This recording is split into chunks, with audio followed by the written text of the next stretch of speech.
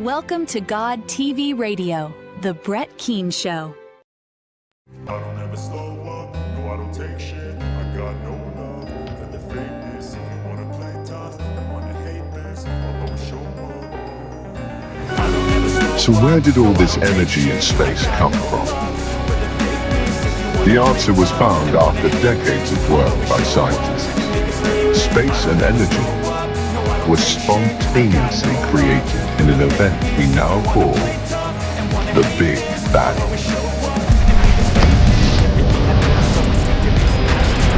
At the moment of the Big Bang, an entire universe full of energy came into existence, and with it, space.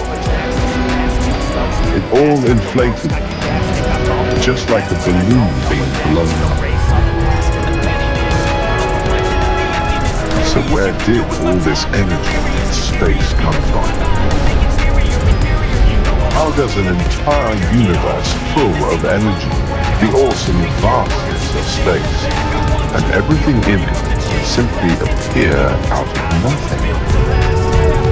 The sun, this is where God comes back into the picture.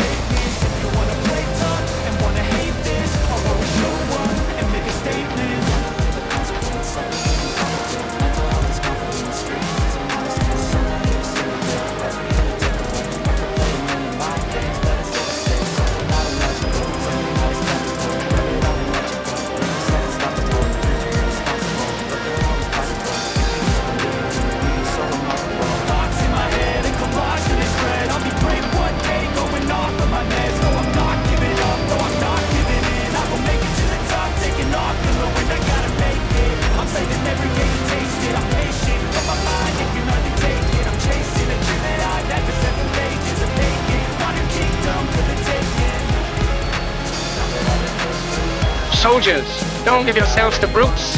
Men who despise you, enslave you, who regiment your lives, tell you what to do, what to think, and what to feel, who drill you, diet you, treat you like cattle, use you as cannon fodder. Don't give yourselves to these unnatural men with machine minds and machine hearts. You are not machines, you are not cattle, you are men. You have the love of humanity in your hearts. You don't hate, only the unloved hate, the unloved and the unnatural. Soldiers, don't fight for slavery, fight for liberty. In the 17th chapter of St. Luke it is written, the kingdom of God is within man, not one man nor a group of men, but in all men, in you. You, the people, have the power to create machines, the power to create happiness. You, the people, have the power to make this life free and beautiful, to make this life a wonderful adventure. Then in the name of democracy, let us use that power. Let us all unite. Let us fight for a new world, a decent world, that will give men a chance to work, that will give youth a future and old age a security. By the promise of these things, brutes have risen to power, but they lie. They do not fulfill that promise. They never will. Dictators free themselves, but they enslave the people. Now let us fight to fulfill that promise. Let us fight to free the world, to do away with national variance, to do away with greed, with hate and intolerance. Let us fight for a world of reason, a world where science and progress will lead to all men's happiness. Soldiers, in the name of democracy, let us all unite!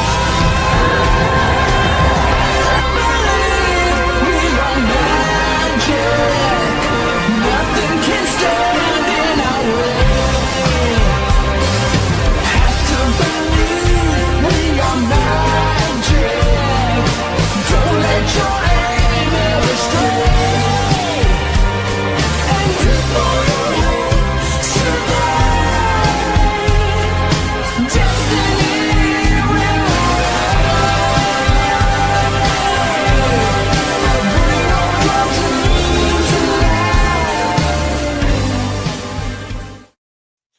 Well, hello, ladies and gentlemen. My name is Brett Keane from God TV Radio. I hope you're all having a wonderful day. Make sure you check me out on Spotify Radio as well as checking out my new music that is posted. You can check it out on iTunes as well as Pandora and Amazon Music. We have with us today Beth. What's going on, Beth? Oh, trying to enjoy the summer as much as we can. I want to tell people about the incident you had happen recently. Oh, yeah. So I live out in the country. We get horrible plant called cow parsnip. And it usually sticks like by the fields. And this year, apparently, it invaded my yard. And I spent all day picking it. And it causes really bad, like, burning, like chemical burns. And so I had it all up my arms and backs of my hands. And um, Oh my goodness, it looks like it creates tattoos as well. yeah, thank God it didn't mess up my tattoos. That would suck. But no, So put your arm closer. Let me see it. It I've got got a you some couple. So spots. this Oh one, my goodness. yeah, it got me all through here, and up through there, and then the back of my hands got it really like down to the meat in places. Is it gonna go away or Yeah. So literally, like it looks like poison ivy, but it doesn't actually itch. It's more like you burned yourself, and you just got to kind of wait it out. This is actually way better than it was, and this was well over a week ago. Um, it doesn't you hurt. just got off of doing an interview with me and you went out and started playing with poison ivy? Man, I've been told I have a bad effect on people. This isn't as bad. Honestly, I'd have to say it's not as bad as poison ivy. I'm just hoping it doesn't like scar really badly or anything. Um, but I would have to say when I've had poison ivy that was way worse because that itches like you know nonstop.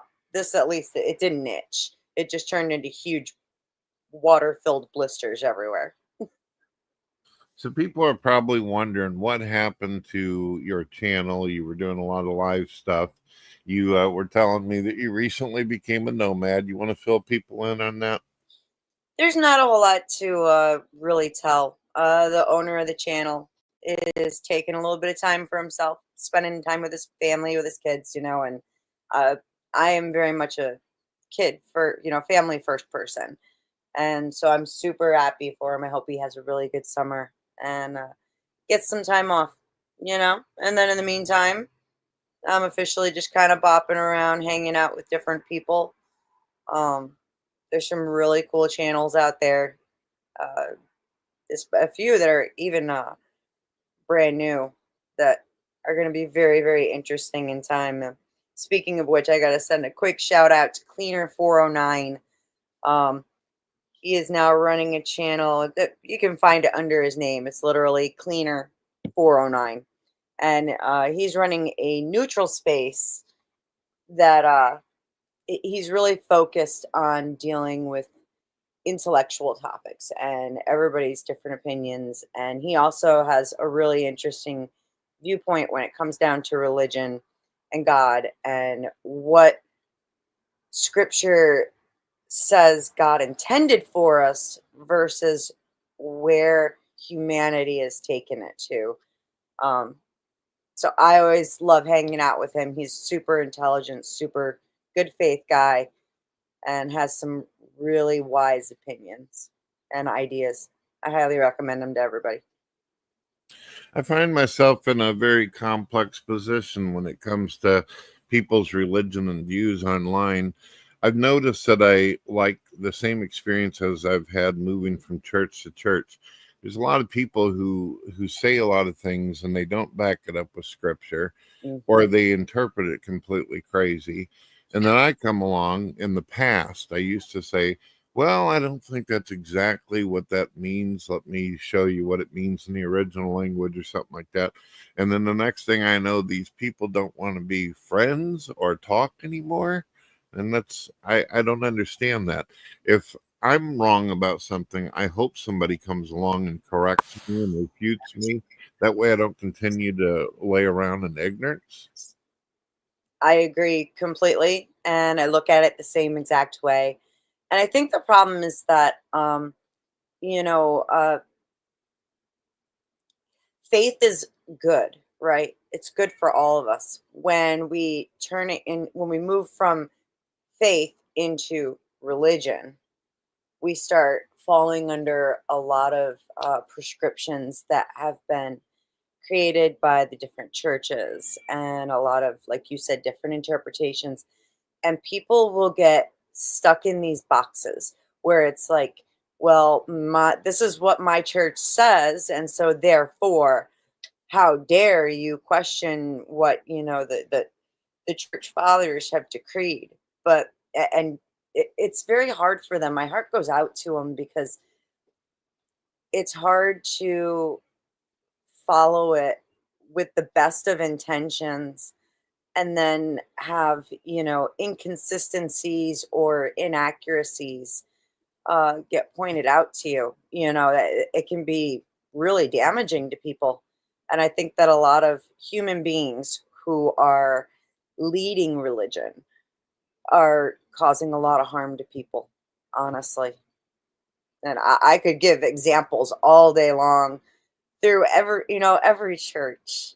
uh, every church dogma has this issue. So it And doesn't, it's not just Christianity. I um, also experienced it whenever I was a former atheist. If I criticized someone and I said, that's not exactly what science is claiming, they got very religious and cult like on me and got mean about it. It's like, hey, I'm just telling you, here's the resources and the evidence. That way you don't look like a buffoon in front of millions of people, trying to help you, guy. absolutely. And atheism is in itself kind of it's a religion in its own right. You know what I'm saying? Science, even though they're like, well, we're anti-theology, some of them are, and it's like, but what you're adhering to is a form of a theology. You guys take it as serious as one. And I think that scripture saying that none of us fully understands, and we're not supposed to. Eventually someday we will, but for now, I think it's so important for all of us to really keep our minds open and constantly be growing. Well, Sorry, I agree with that. God says we don't have the same mind as He does, and there's so many treasures and things to be found. I always try to look at myself and try to, I don't know if you call it humility or whatever, but I always see myself as infantile when it comes to the understanding of the universe. yes. Other people are like, it's like they got the God complex. I'm the teacher's favorite primate. You know what I mean? They've developed an authority in their own right, and it's like, yeah, but it's like, uh, the best way that well, some people, it still will piss them off to no end. I just ask them, well, were you there and did you see it? So you're going on a theory, okay?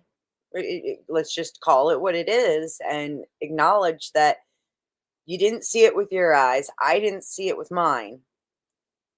The best we can do is gather as much information there is and form an idea. But once the idea becomes a belief, people take it so serious. I mean, look how many people throughout human history have died for beliefs. Um, Yeah, it's hard. yeah, I agree with you. Well, speaking of different views and ideas that people got, there's something I've noticed in the communities going back and forth because although I enjoy doing live shows, you probably heard. Hold on a second, we've got somebody out there wanting to be an animal. Yeah, There I we see go. them. Let them Okay, at it. there we go. Well, I don't mind if people want to criticize or give me constructive criticism, but just to come over. I'm familiar with this person. They've been stalking me for about 5 years now. They'll come in with about 10 more accounts, give them a shot. Let's see. All right. It's all So good. I've seen it. The internet's a scary place, man. And there's a lot of unwell people in the world. I don't know this person. I don't mean to imply that they are. However, there's a lot of unwell people in the world. you know. No, I agree. So I was hanging out with some people, and they were telling me. They said, "Brett, we're under like grace. We don't would the commandments and the laws they're kind of been abolished or put away and everything." And I'm like, okay, so what is the point of Judgment Day then? What is that if the laws and commandments? So God's saying it's okay to lie and kill now. I mean, when did He change His mind? That's that church dogma stuff. And actually, the verse that they tend to lean on is Jesus says that, I understand I did not come to do away with the law. I came to fulfill it. Right. Now, that if you actually take the word that is used and run it back through the concordance, the word for fulfill, um, it actually definitionally is closer to like enforce, right? And Jesus gives us these two commandments. He says, if you hang everything on, you know, um, you shall have no other gods, but gods before me. You will love God with your heart, your mind, your soul, and then love your Do unto neighbor. others and all that, then And basically then you're fulfilling all of it, right? exactly. If you are doing those two commandments, you will not want to violate any of the other commandments that we've been given. So it's not a matter of those things are gone. It's a matter of if you can focus on these two things, the rest of it is a cakewalk. It's easy because, what if you're treating your neighbor the way you would want to be treated, why would you steal from them or, do some harm to them or anything like that? Um, so it makes it easy. But I know I grew up in the ideology of the age of grace and whatnot. And really, I'm blessed to have kind of looked into it more because if you follow blindly, that narrow path, all of a sudden you're way off if you're thinking everything's under grace and you don't have to try anymore. That's right. It's interesting because once you move past even that passage, you're talking about Matthew 5:17-19. If you look further into John and James, it says, "If you love me, you'll keep my commandments and laws forever." And Exactly. so I don't understand where people get that. And then the fact that there's a judgment day, this is where it gets really naughty. And this is the thing that really sets Christians off with me. But it says that you'll be judged based upon your sins, which equals out to disobeying God, right? Yeah. But then it also says you will be judged based upon your actions, your works, in some translations of the Bible. So then you hear these people out here say, works aren't important. You can sit around eating Doritos and Twinkies all day and, watch sitcoms, not even worry about it. I'm like, wait a minute, that doesn't sound right. Yeah, no, it's not right. And you can take it even further than that. And if you look at different scripture, which I'm sure I've got somewhere nearby, because I actually was just using this argument in a debate recently that fa- actions without faith are dead. Likewise, faith without actions is dead. It's not going to get you anywhere. And what we tend to see is we get a lot of people who think that by, doing all of this stuff, they're fulfilling the commandment, they're fulfilling God's word and they're following God's word. And really, it's not like that. Jesus says outright, and of course, don't have it. I can't, it's in Matthew um What are you trying to 7:21. look for? Matthew 7:21. Not everyone who says to me, Lord, Lord, will enter the kingdom of heaven, but the one who does the will of my Father who is in heaven. On that day, many will say to me, Lord, Lord, did we not prophesy in your name and cast out demons in your name and do many mighty works in your name? And I will declare to them, I never knew you. Depart from me, you workers of lawlessness. Um, so we can do so much, giving to people who are in need and doing wonderful acts that we should be doing for one another. But if we don't have the faith within us, it's nice that we do nice things, but that's all you're doing. You're just doing nice things. It's not going to lead you to where you're going. But there's a lot of people who think that simply through acts alone, they can get the salvation they're looking for. But it's It seems like, sorry. It seems like Jesus is pretty lenient on the faith part of it, though. If you remember with the disciples, they were constantly questioning him. I mean, they questioned him more than an atheist would. Why this, Lord? Why this? Why this? Yada, yada, yada. Oh, you really think we're going to catch a bunch of fish? I've been out here all day, and now all of a sudden something's going to happen. So they constantly bickered, even after his crucifixion. I'm not going to believe unless I stick my hand in the hole. So I think he's lenient. He realizes we're ridiculous creatures and all that. So who knows? Go ahead. What do you think?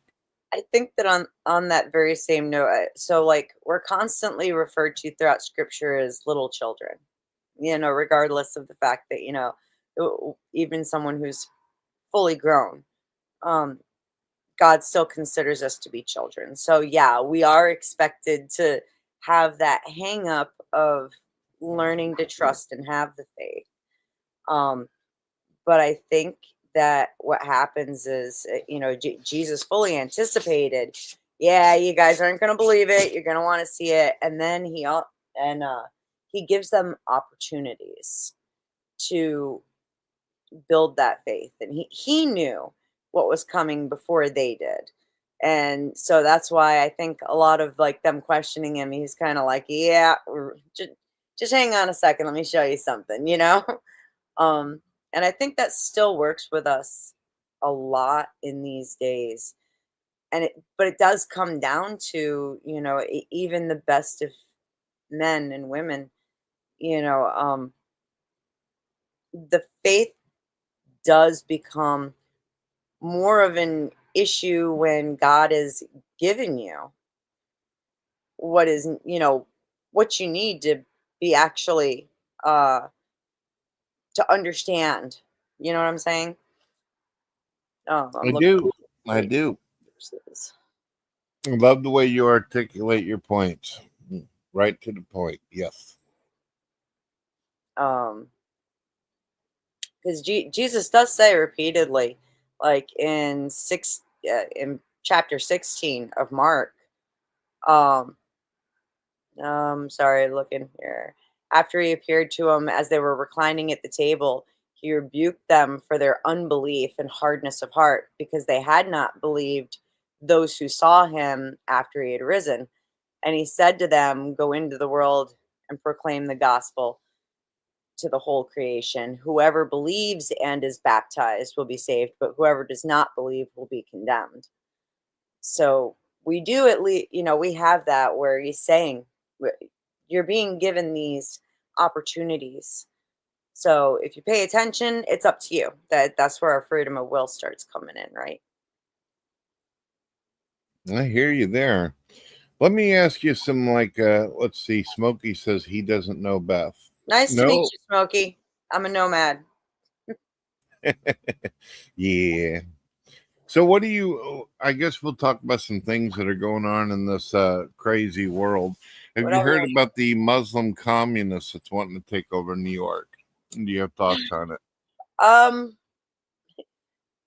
Despite being a New Yorker myself, I kind of tend to stay out of the news quite a bit. I have heard somebody running for office somewhere here, right? Is this what I heard? Or is it something Yeah, else? his name is Zoran. He's a communist socialist Muslim who is talking with Obama and the Muslim Brotherhood. and he Lovely. seems to be very popular. He looks like he may actually win. So New York is a number one. I mean, it's already a blue state, right? I mean, I live here. I've seen it, and um, we have a lot of colleges and universities which host a lot of foreign students. Um, so the influence for these things is definitely like throughout the communities. Yeah, you'll find a lot more people who are on that side of things. New York's a shit show. It has been forever. You should have seen it when Clinton was running it. Oh my lord. Well, this guy is very, very blunt too. He's not even trying to hide what he's trying to do. He says he wants it to where the schools allow Islam. First of all, he wants the entire country to become like New York. That's his goal. And what was some of the other stuff that he said? Something about he's wanting to make free transportation for people. He's wanting to build communes for people to live in. And since it's socialism and communism, everybody will be paid a set amount no matter what it is that you do work wise. That's how socialists and communists are. And for Yeah. some reason, some people like him. I just made a video recently called "Are New Yorkers Stupid?" question mark. And I showed all these interviews of people saying they like it and some people saying, "Oh hell no." Yeah. You'll get a mixed bag. Like I live right next to a sanctuary city. And I was actually just talking about this on a different channel yesterday. Um, the change that I have seen happen down there because I've been in this area for oh my gosh, 26 years now. I can't believe I'm saying that right now. That's just crazy to my brain. Because I never wanted to stay here. um, when I lived down more in the city, especially, I spent well over a decade down there. It was far more of like a very tree hugging hippie community. Like the younger folks, their parents probably went to Woodstock. Lots of drum circles, lots of art all over the place, and generally the people were really, really good people. They smelled really bad, but they were really good people. Um, and I say that just because I hate the smell of patchouli. Patchouli just is not my. What is patchouli? It's some plant. I think it smells horrible. Um, but it's like body odor with coffee, and I don't know. I can't stand patchouli. Well, Um, not all coffee stinks. no, I love the smell of coffee, but when you take a gym sock that's been worn for a week straight and mix that smell with the smell of coffee, you get something close to patchouli. Okay. A cross between syphilis and ass, huh? That's my opinion. It's horrible. Um, but we really started seeing things getting moving far more towards a different political way here. And now it's to the point where our Ivy League college has, in fact, recently been defunded by the federal government due to um, protests that they were allowing. Right before we moved out of the city, there was an issue at my son's school, and he was only in he would have been in kindergarten or first grade. Okay. And without the parents' knowledge, one of the teachers set up for one of their friends who is a pro Palestine activist to come in and speak to the children. And at the end of the day, when we all showed up to pick up our kids, we found out they had been being shown they'd been shown videos and had a lecture about how uh, Israelis are killing Palestinian children for no reason. And it was a huge uproar because we also have a quite a significant portion of our population in the city now are Israelis, and so this has been going on. This argument has been really strong in my area for well over a decade. I mean, my son's 16 now, and the lengths that I've seen it go to are mind blowing. Like, uh, Jewish students are being attacked at the colleges and out on the streets. They made the city a sanctuary city and defunded the police to where now, but for quite some time, thankfully, we moved out before it got bad. Like, there was only one unit in the police department that was allowed to carry lethal punishment. They wanted social workers going to deal with domestic violence situations. Police officers, if a high speed chase started, they weren't allowed to pursue them. And as recent as just this past fall, my daughter and I had to go down into town to do some bigger shopping stuff. And walking into Walmart, we watched a guy get stabbed. Like, Walmart had to hire their own private security because even if they call the police can't respond the way that they sometimes need them to. Hopefully, we're going to start seeing a change in my area, but I see why these people who create these kind of existences could, kind of latch on to someone, a socialist communist. And funny enough, we already have some communes here. We've got a cult that has multiple communes set up that run in the area, and they own a few businesses. So I guess the model's already there. I don't know. That's another thing that he wants. He wants to defund the cops, remove guns away from people, and obviously, if he's letting in the cartel and all these illegals, then that leaves New Yorkers vulnerable. And then, of course, they can't call 911 to get any kind of help. I don't understand why it is that people, when they don't hear this, it's not like a Batman plot for basically the apocalypse in New York. I don't understand. It is. And I've already seen it in application in my area, to where, like, the gas stations can no longer have public bathrooms because they were having people overdose on fentanyl in the bathrooms on a daily basis. Like, it's horrible where I am. I can't believe how, I mean, looking back and remembering back to this really kind and loving, like, hippie city, seeing where it's at now. I mean, every time I go down there, I prefer to try to leave my kids at home because I feel like I'm just putting our lives on the line just to go to Walmart. And same thing. My daughter and I, like, we went to a gas station, and while we were there, they paramedics had to show up and help break down the bathroom door to take out someone who had OD'd in the bathroom. I mean, we've seen this firsthand, and I don't understand why. I mean, you've got this picture perfect. Here you go. The city instituted the safe injection sites. They defunded the police. They brought in BLM and Antifa and the pro-Palestine protesters. They've got all of it working here right now. And it has completely destroyed the community. Completely. Have you heard of replacement theory before? Possibly. Refresh me.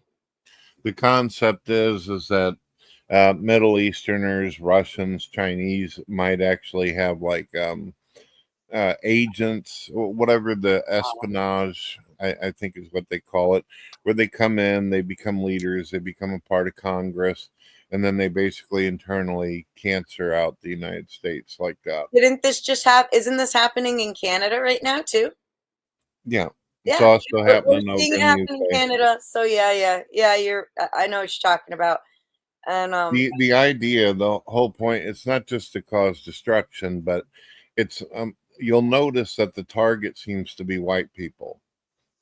They keep on doing the whole hatred of white people. Everything has to be mixed and going on. Everything has to be about transgenders or sexuality or identity politics. And the point is that the politicians have gotten to the point where they realize that Americans are on to them, that they're not going to vote for certain groups anymore. Republicans are barely hanging on by a thread, but Democrats have completely jumped the fucking shark. You see what I mean?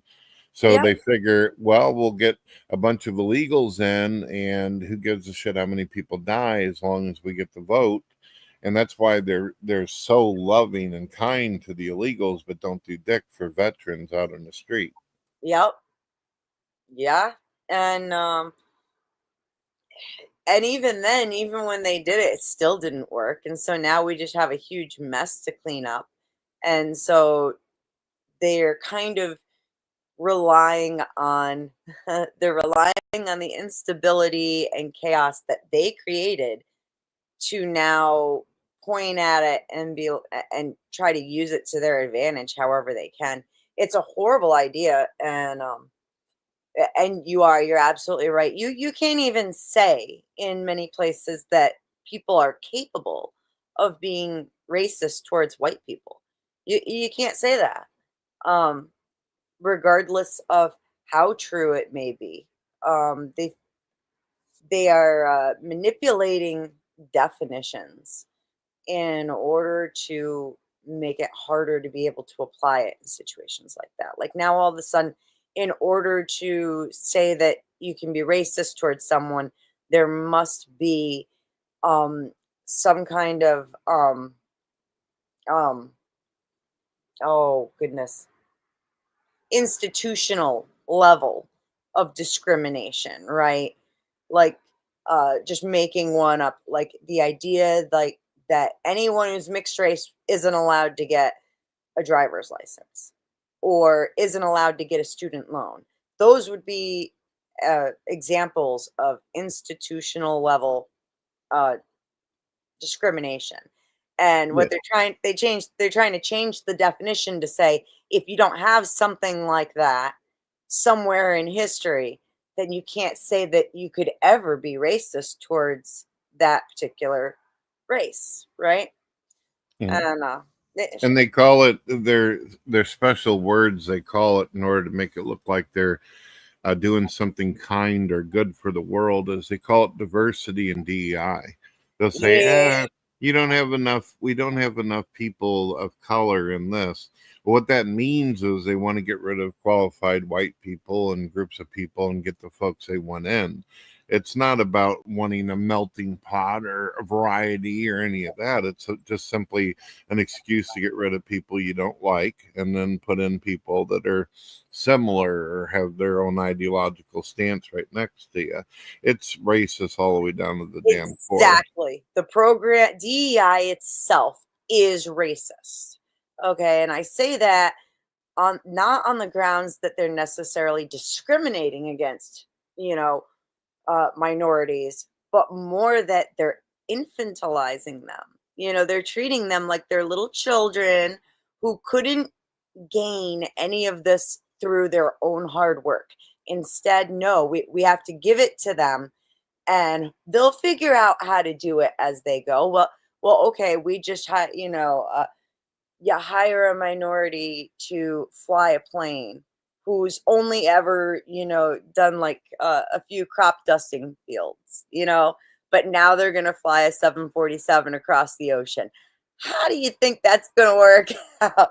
There's no more looking at qualification. And so simply just by giving them that hand up and like, or well, hand up, um, it is a form of racism, in my opinion. Same thing goes with affirmative action. Back when, probably, well, it started before you and I were around, but I know I saw it move from the minority communities into even the white communities when I was a child, where really it was focused on removing the fathers from the homes and marrying mothers to the government.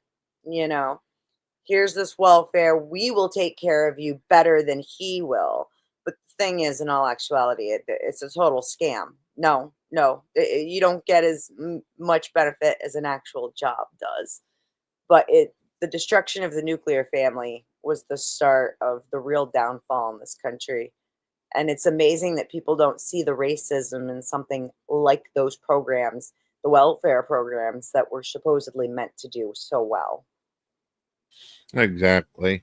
And the DEI, I wasn't super concerned about it at first. I was like, fine, put some people in. But then they started putting DEI people as police. They started putting females who weren't qualified, and they ended up getting killed or getting the hell beat out of them on the side of the highways. There's video after video on YouTube. I'm not saying that a woman can't be a cop. I'm saying that if you put a man or a woman who is unqualified out there in that mess and defund them and give them no training, they're going to get their ass killed. And I've seen it too many times happen.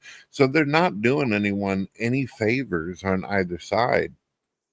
I agree completely. I just saw a video not that long ago where a female officer who had a male counterpart with her pulled a guy over. He was clearly unstable. She was trying to pull this man out of his vehicle, and he had been fighting against it. And her partner came in to try. And at that point, the guy lunged out of the car at the female cop and immediately grabbed her weapon. And she just took off running and screaming and crying and hid while her partner got shot all to hell. And it's like, there's another one I saw where there was a gentleman of color who had been pulled over. He had a CPC. He was fully cooperative, doing everything perfect. And the male officer instructed a female officer to remove the firearm from the guy's holster on his waistband. And she was struggling to get it out of the holster, and she pulled the trigger and shot him in the leg. And then acted like, oh, well, it's his fault somehow. And yes, women, sure, there's lots of rules that women can serve in the police forces and things like this. Some women are even qualified to, some women are tough, man. They can, hold their own next to a man. But like when it comes down to it, I would be far more comfortable with a male firefighter coming in a third-story window to carry me out the window than I would a woman who's the same size as me, right? Really, for me, it's I don't give a shit if it's an alien from the planet Uranus or something, as long as it's qualified. That's how I see it. Yeah. But I understand when it comes to physicality, getting carried out. A guy like me, 6'4", 250 pounds of pure sexual erotic power, I would not be carried by a woman down a ladder. It's hard enough for me just to want to climb out a window myself and crawl down a ladder. But I mean, like, if you're passed out and my little 5' nothing self weighing 110 pounds comes in the window going, don't worry, buddy, I'm going to get you out of this fire while you're, passed out on the floor due to smoke inhalation. I don't think either of us are making it out of there, okay? So I mean, and again, that's nothing against women. Just I think that we need to somehow humans have gotten out of touch with reality, and they suddenly think that they can do so many things that really, I mean, some of it is physically impossible. There's a lot of things that I can do that a man can't do, but there's twice as many things that a man can do that my little 5', 110-pound nothing self can do. I recognize that, and I would never even try to compete with it.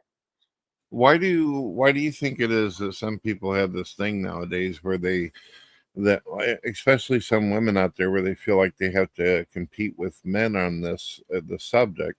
It's not like men walk around all day and go, oh yeah, women are weak or anything. We don't think like that.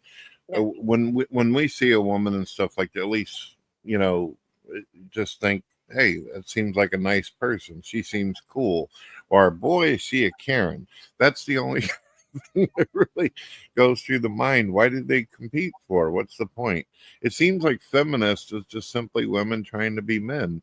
You Why got would you want to do that? Why would you want to become the very thing that you hate? So you absolutely have it, and it does come down to feminism and the rhetoric that is being pushed, even through things like Disney movies. Disney is one of, in my opinion, one of the most dangerous brainwashing tools that there is, that we are exposing to our children. And the same thing goes for most of the media, and the pop stars and the movies and the Nickelodeon shows. They're planting these seeds in the minds of children, who then are growing and being taught it consistently right along. And when you get to college, it's a like, I have a daughter who's in university getting her BA, and she has come home with some ideologies that have literally scared me. And I love my child with all my heart. I know she'll I know she'll be fine in time, but she's most definitely had a little too much Kool-Aid at school. Um, the idea is to kind of push women to this point where we don't need men, right? And you'll hear some women, some feminists will even argue that, the new one that I heard that like had me dying is, apparently you don't even need sperm anymore to have a baby. You can do it through bone marrow or something. Um, and when this argument was brought up to me, I was kind of like, listen, God created a way for human beings to reproduce. It's really easy. Sperm and egg, okay? You want to start talking about petri dish babies. Well, the science that they're trying, we don't know what that's going to look like in the long term. Let's look at what happened to Dolly the sheep. Do you remember Dolly, the cloned sheep? Yeah, I've actually looked into gene splicing, a lot of weird stuff like that. We can talk about that later if you want. I don't know that much about it, but I'm just saying, if you take examples like that of humans trying to create life without involving the sexual aspects of it, which require a male and a biological male and a biological female, um, the long term turnout with animals is not good. So why would you think it would be good for a human child? And are you willing? What scares me is that these ideologies are willing to even try it. And think about, okay, let's say it were to be useful, or successful in creating a human life. Well, now we need to talk about genetic issues, deformities, lifespan. What kind of problems could this human being have long term? And we all know that when you have a baby, I mean, the rest of your life stops. At least for people who aren't sociopaths. Being a parent, everything goes towards our kids.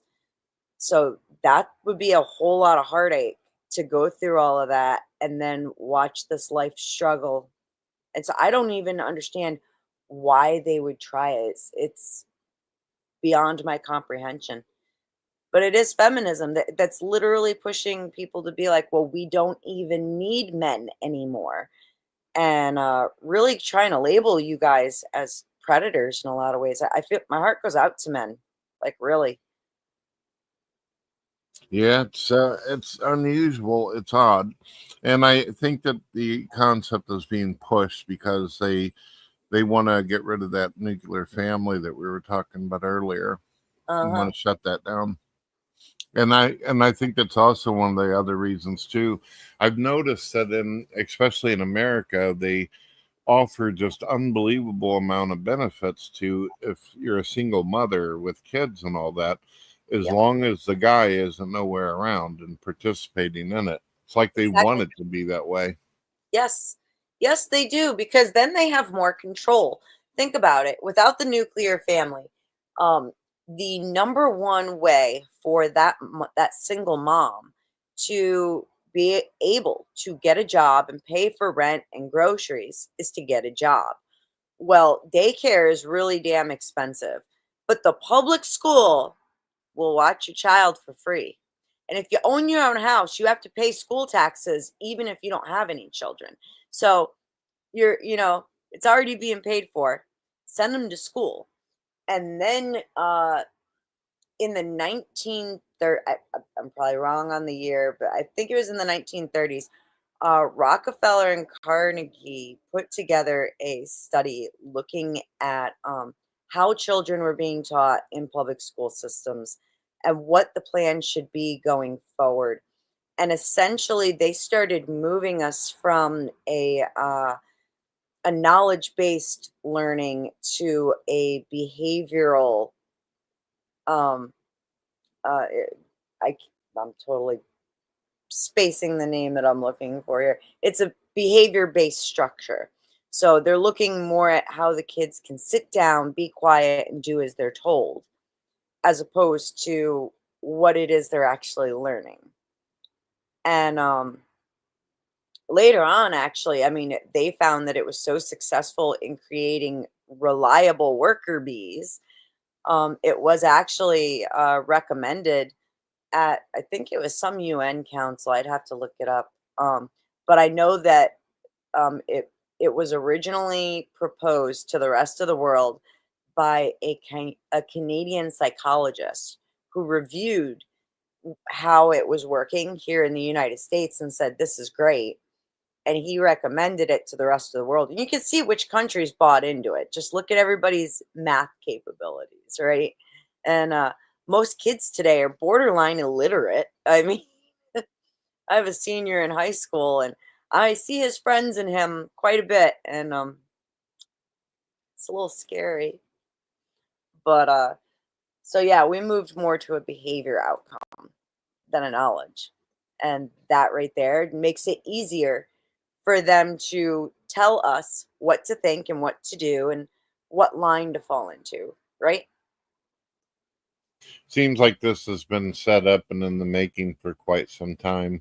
The education system sunk into the water, and now they're just. I remember for a while there, they were passing people. Back in the 80s, I don't know if you remember this, but it was like big time medication for kids all the time, Ritalin and all this kind of Still stuff. is. It So still is. As a matter of fact, now rather than just putting your kid on Ritalin, they also need Vyvanse. So they need the Ritalin and the Vyvanse, and now they can't sleep at night. So let's add a sedative to help them sleep.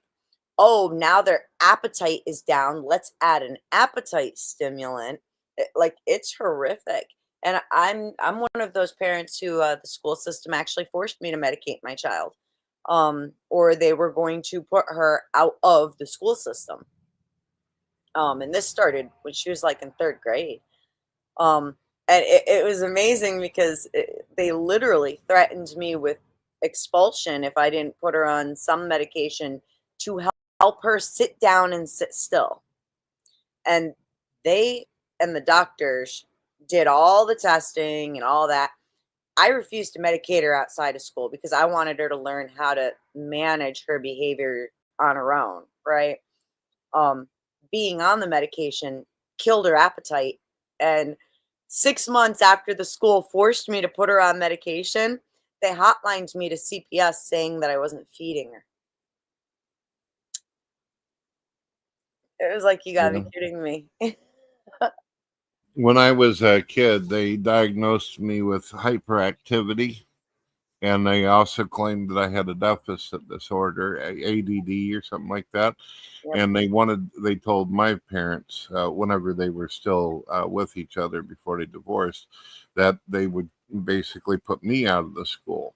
I was excited because I was finally being around other kids. I was able to socialize, and the teachers, unfortunately, my brain was running a million miles per hour. So Yeah. it's like I absorbed everything they said within 5 minutes, and I was bored. I could finish my homework real quick, get done. And I remember them doing that, and I stopped. I basically started throwing the shit down the sink. I didn't want to take it. And the next thing I know, they're saying, wow, he's doing really good in school now. He's chilled out. All I did was basically make sure I don't get out of line or get all excited or get anxious anymore. Just tossed the shit down the sink and they left me alone. You know what worked just fine at home with my daughter is I'd give her half a can of Pepsi or like half a cup of coffee. And she could sit down and focus, and she would do, 5 pages out of a work notebook like that, and be good and done and ready to move on to the next thing. But the thing is, they've structured schools so that they expect all students to, because you can't even have kids in like special ed anymore. They have to really have some issues for that. Otherwise, that's also now discrimination. Um, so the really smart kids are stuck with kids that struggle now, and all the curriculum has to be somewhere in the middle so that they're all doing the same thing at the same time. And it's totally stunted the way that our children learn the things that they are learning. Yeah, I told my son he's not going to college. I said, over my dead body. I see what's happened with my daughter. Um, and with my son, it's been really interesting because he's a little autistic. Um, Most of it's mostly social, but he also is dyslexic when it comes to reading and has a small speech impediment. But like math and music, he is extraordinarily gifted. I've never seen anything like it in my life. It just blows my mind. You Um, know, a lot of geniuses have that where they're really fantastic at math, but they're not good at, like geography, history. And then there's the geniuses that are vice versa, where they're terrible at math, but they can philosophize all day. That's how geniuses usually work. yeah, And they get impatient dealing with people that they think are below them intelligently. That's why a lot of teachers get pissed. exactly. Because the teachers are forced into making sure that all the kids are doing the same work at the same time, and any kid who excels from this work, the teachers aren't even getting paid enough to be like, hey, I put together an extra packet for you, here you go. It's beyond that, and it ends up they have to deal with these angry parents if the work is too hard for their kids. At least for my generation, they still had like the slow class, the regular class, and the excelled class. um that doesn't even exist anymore. Um, I was asking my son about it because he gets bored to tears in math, but there's not a harder class that he can go into. Um, but it was really interesting because with him, there was never a question. Like it was no, the school never tried to get me to medicate him because there was nothing to medicate. Um, Instead, they just, slowed him down, and he found other ways to get into trouble, and he's become kind of like the school clown. He's actually hilarious. Oh my god, I've gotten the funniest calls from teachers. I can't help but be proud. There was a couple different things I ended up finding out because I was having a lot of energy, and I definitely feel like I was hyper. But my grandmother ended up getting me like this real cheesy, crappy organ and all that, and I started picking up tunes just by listening to something on the TV. And I remember playing Star Wars all of a sudden right in front of my family, and they're like, "What in the hell? How My is he son does doing that?" that. My son does that, and it's crazy because he'll do it on instruments he's never played before. Like the school called me up like freaking out. They were putting away the musical instruments for the summer, and he had a free period and was just bored because he had no work. So he was like, "Can I go help them?" And he went in there and he picked up an alto sax. Never touched one in his life. He ran the chords through a couple times and then started playing music from memory that they had just given the kids like a couple of days earlier. And the music teacher was like, "Hey, can you do it on this one?" And just started like handing him different instruments. And she's calling me up, going like, "You can't believe what It your son sounds just like did." he's what is referred to as the prodigy. At home, I've always had a lot of instruments available for my kids. We've got drums, we have multiple guitars, we have a piano, we have a violin. My son has a very nice clarinet.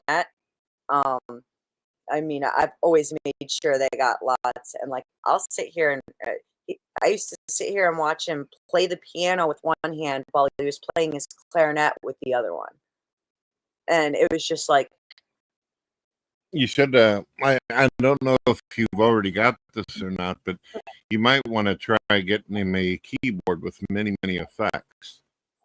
we have one of those too. We have one of those There too. you go. Well, that is Yeah, yeah. awesome. Have you tried sitting him down with like a sketch pad, see if he's also has artistic ability? He is not so interested in that. My daughter is really good with that. Like she draws a lot of anime stuff, and she does an amazing job. Her too, though she's not anywhere near her brother when it comes to the music, but like she'll pick up instruments, but she's more drawn towards actually drawing and painting. Um, and my son is far more towards the musical stuff.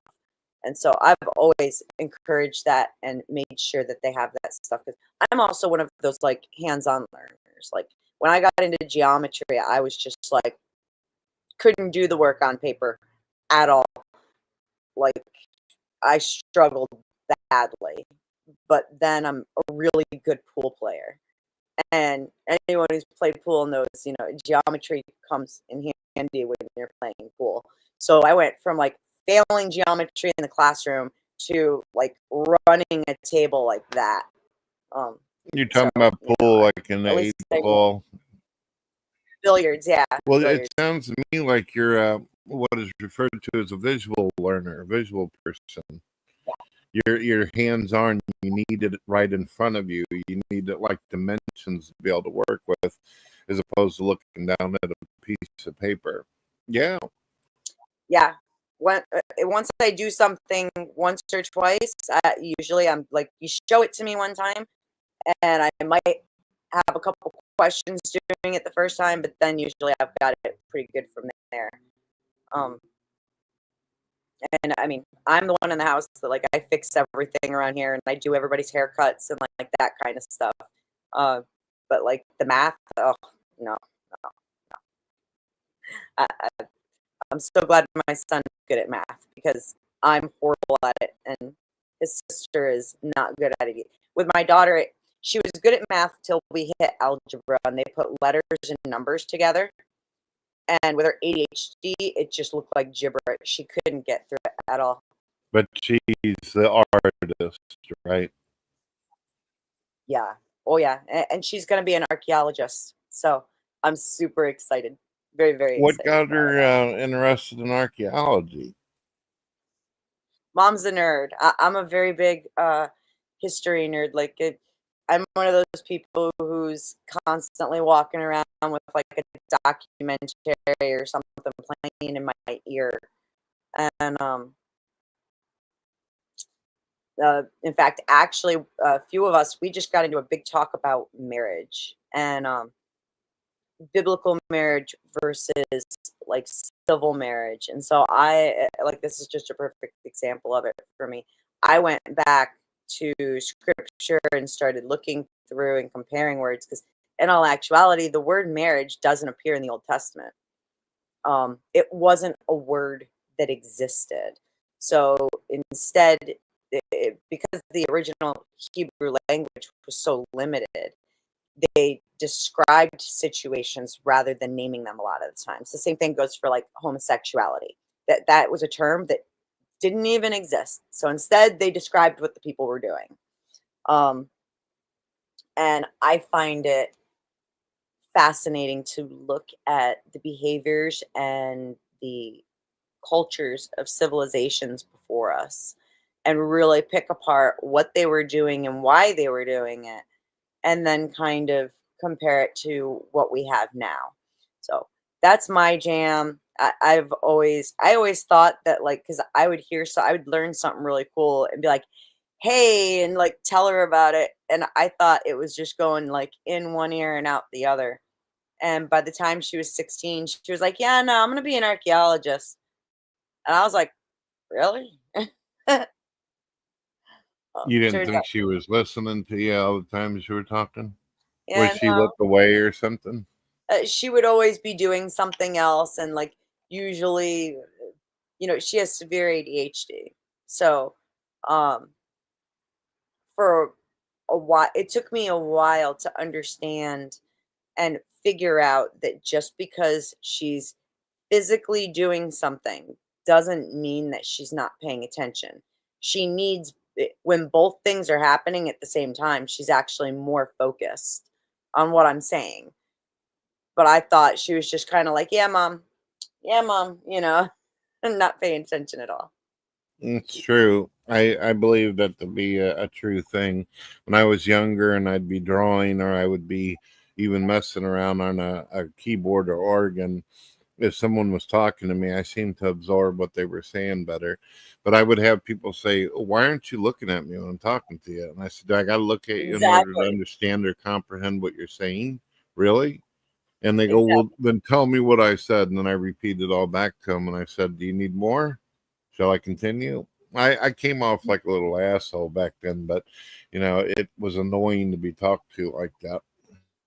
My kids have been the same exact way.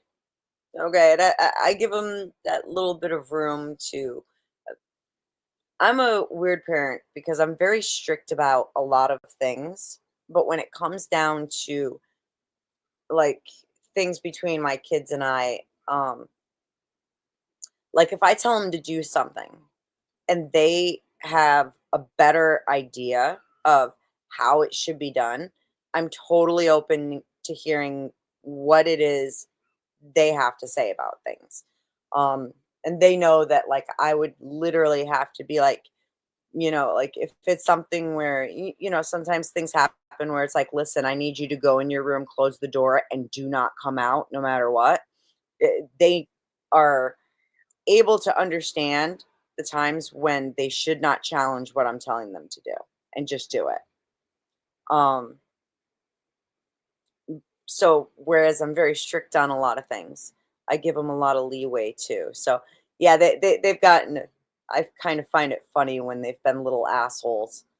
Especially my son. Oh my god, he's something else. He actually, like, how you get the spam calls to your phone all the time. Um, he had gotten a new phone and he was getting all the warranty, your car warranty needs to be renewed calls. And he embarked on a mission to get one of these, one of these poor people who's calling him to help him do a math problem. Not that he actually needed the help. He just wanted to, you know, troll him a little bit.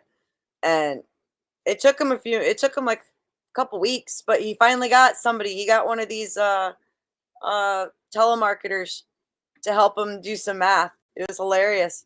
I was like, good job. But yeah, they'll do asshole stuff. You That's got a telemarketer to help. yeah.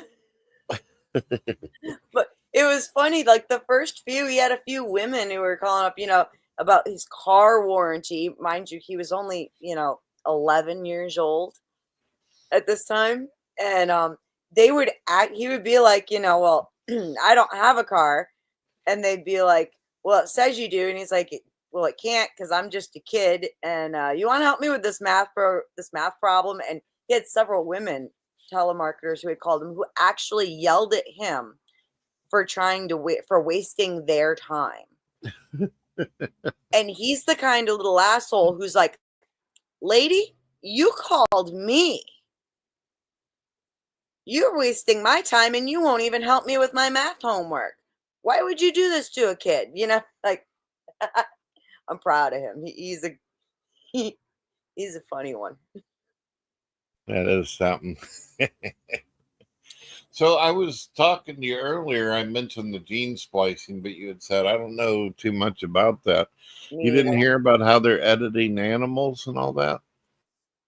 Uh, um, I haven't seen too much on it. I know I saw that they like brought back the dire wolf or some or the closest they can get to it. And I remember like when they made the ligar, the lion slash tiger. I don't know how far they're going with it. I honestly think that the entire practice should be outlawed across the board. I think it's very dangerous, and I think that it's a slippery slope. I mean, you can see where uh, you can order the genetics of your children now. If you want to make sure that your kid has blue eyes, they can do that stuff. And I don't agree with it. I think that we shouldn't be playing God like that. Yeah, that's one of the things that these people who talk about cloning get into. They say, well, we can actually make it to where you won't get traits where you'll get sick or get this problem or this issue and all Yeah. that. I don't know. I don't know if it's a good idea. I don't think it is because, like this is the big question with time travel, right? Like if you were to go back in history and take out Hitler, right? Let's put something that sounds good. We don't know how many things would change because you did that. Do you know what I'm saying? So, It would destroy the universe if we did that. I've explained. I had this discussion with some Christians a while back, tell and me, please. an atheist put this out there. You know why it would destroy the universe? Why? Tell me. Because if you go back and you kill Hitler, the very reason you went back to begin with will be destroyed. You'll basically go out of existence if you did that. You understand the whole reason why you want to go back and kill Hitler in the cradle or whatever is because he's a Nazi bastard who killed millions of Jews. But if you kill him when he's a baby, then the whole reason you time traveled won't be there anymore. You've Yeah. destroyed basically the timeline. Yeah, who you would even if it didn't destroy the timeline to where you would still exist, right? And you managed to make it back. Um, it could have crazy. I mean, maybe your parents never actually met because of that, or maybe somebody worse um wasn't unalived during that entire thing and now created something way, way worse that wiped out all of life on Earth. It's that same thing, and it's the same idea when it comes down to playing with genetics. Um, we really don't know the long-term ramifications, and I don't know. I think I can't imagine playing with a human life like that because that baby is going to be cherished the moment it's held. You know, Uh, Pretty much all babies are. Even baby Hitler, somebody was like, "Oh, you sweet little bundle," and protected him with everything that they had. Um, I think that messing around with genes, even if you just wanted to make sure that they could never get a particular sickness, you don't know what that gene that you destroyed also might affect. So maybe instead of getting cancer, they get something even worse when they're 3 years old because, for whatever reason. So I don't know. I don't agree with that kind of stuff at all. I think it's completely immoral. Kind of reminds me of an argument I heard atheists use about 5 years ago, where they'd say we couldn't possibly be designed because there's too many features in the human body that aren't necessary. That's what they used to argue. But then science, of course, went through its evolution, if you want to call it that, and discovered that every single part, that the part that they were arguing the most actually helped keep our immune system balanced. So had they went along with that, they ruined the whole design argument on that. Good stuff, right? Absolutely. Absolutely. Um, and yeah, because it's like you never, it's like how, what is it? You need vitamins like D and vitamin K in order to actually absorb calcium. So if you destroyed one gene that might make you susceptible to getting ill in some way, but that gene is responsible for your ability to absorb vitamin K. Well, now you also destroyed your ability to actually absorb calcium too. We have no idea. The genius of our design is so, you know, it's so intricate. We don't even know how many things each part actually affects. So, You said that you're heavily into archaeology.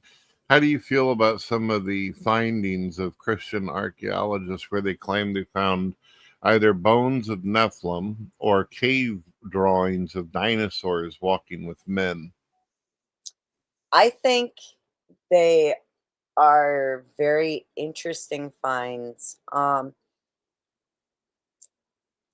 think that the history that we have, right, is not necessarily the history that was. Um, and so I always find it interesting when something turns up that kind of throws a problem in with the things that we think that we know, right? Um, I never jump to straight up believing something. I think that it's really important to remain skeptical, but also be open to the idea that, you weren't there, you didn't see it yourself, you know, eh, history is what it is. And I do find it interesting. I do believe that there were Nephilim, of course. I do believe, that this was an issue. Even after the flood, we have evidence of some kind of Nephilim activity still going on, which is kind of interesting because, the flood was intended to get primarily because of the Nephilim, right? So to see like Goliath and his brothers thereafter um, is kind of interesting because it still denotes that there was some kind, on some level, there was still a Nephilim issue. But I think that it also helps that our years were limited after the flood. Um, but yeah, I think that if there's a human being who wants to prove something, they'll find something that will help them prove it. That is great. That's huh. I thought you might find that fascinating. That is. When you get an opportunity, type Send me in a link. giant skeletons and skeletal structures that have been found through archaeology. Yeah. And there's a lot of now you got to be careful though. There is a lot of valid sources, like this comes from archaeology.com, but there are obviously AI and stupid shit people have made up and Photoshop. So Yeah. be careful with that. But this is from a These valid guys are assholes. website here. There we go. That is awesome. I'm definitely gonna have to look into it. Because that stuff always fascinates me. Always does. But I also think that if there's something that someone is hell bent on proving, I mean, we know that we can, there are entities that exist who would happily give us exactly what it is we're looking for a price, of course. Um, However, that doesn't mean, like in this case, I mean stuff like like the Nephilim and the giants. That is something that, I mean, I don't need convincing. I think it's awesome.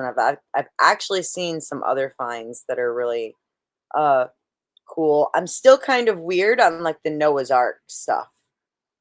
That's crazy. This is all from Which, archaeology.com. yeah.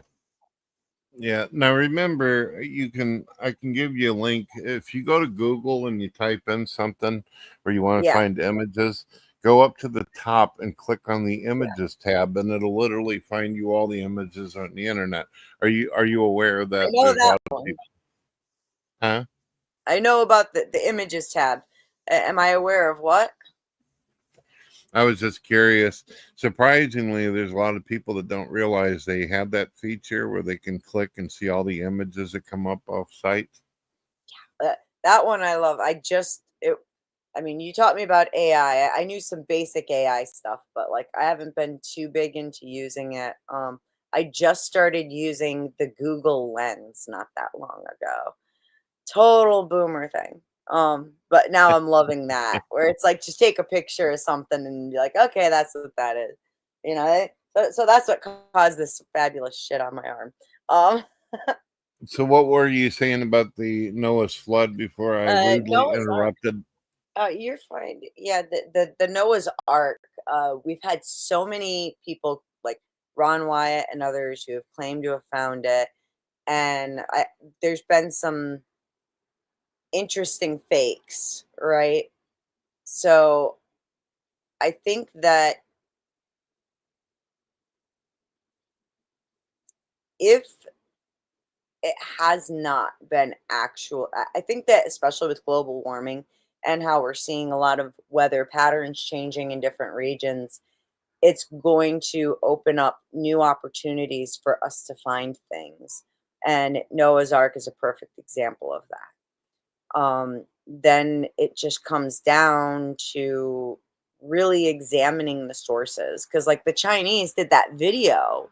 Do you remember this where they claim they found Noah's Ark and they were in like a cave of some kind, like in between some rocks, and they were saying they were gatekeeping where they were because they didn't want the rest of the world to know, and it turned out the whole thing was a fake. I don't know. Do you remember that? I've heard of that. The Chinese, though, they end up coming up with a lot of stories. They also claim that they found a giant Loch Ness monster creature under a cave dwelling or something like that. And they do have some interesting pictures, but unfortunately, we live in a day and age where people can bullshit. And the Yeah, Chinese already got in trouble for uh, doing some bullshit with evolution that turned out to be a fraud. So I try to yeah, watch out. As far as Noah's Ark, there's one of the big things that everybody claims is actually the thing. This is the one that's the most popular. Let me get an image of this real quick. Let's see.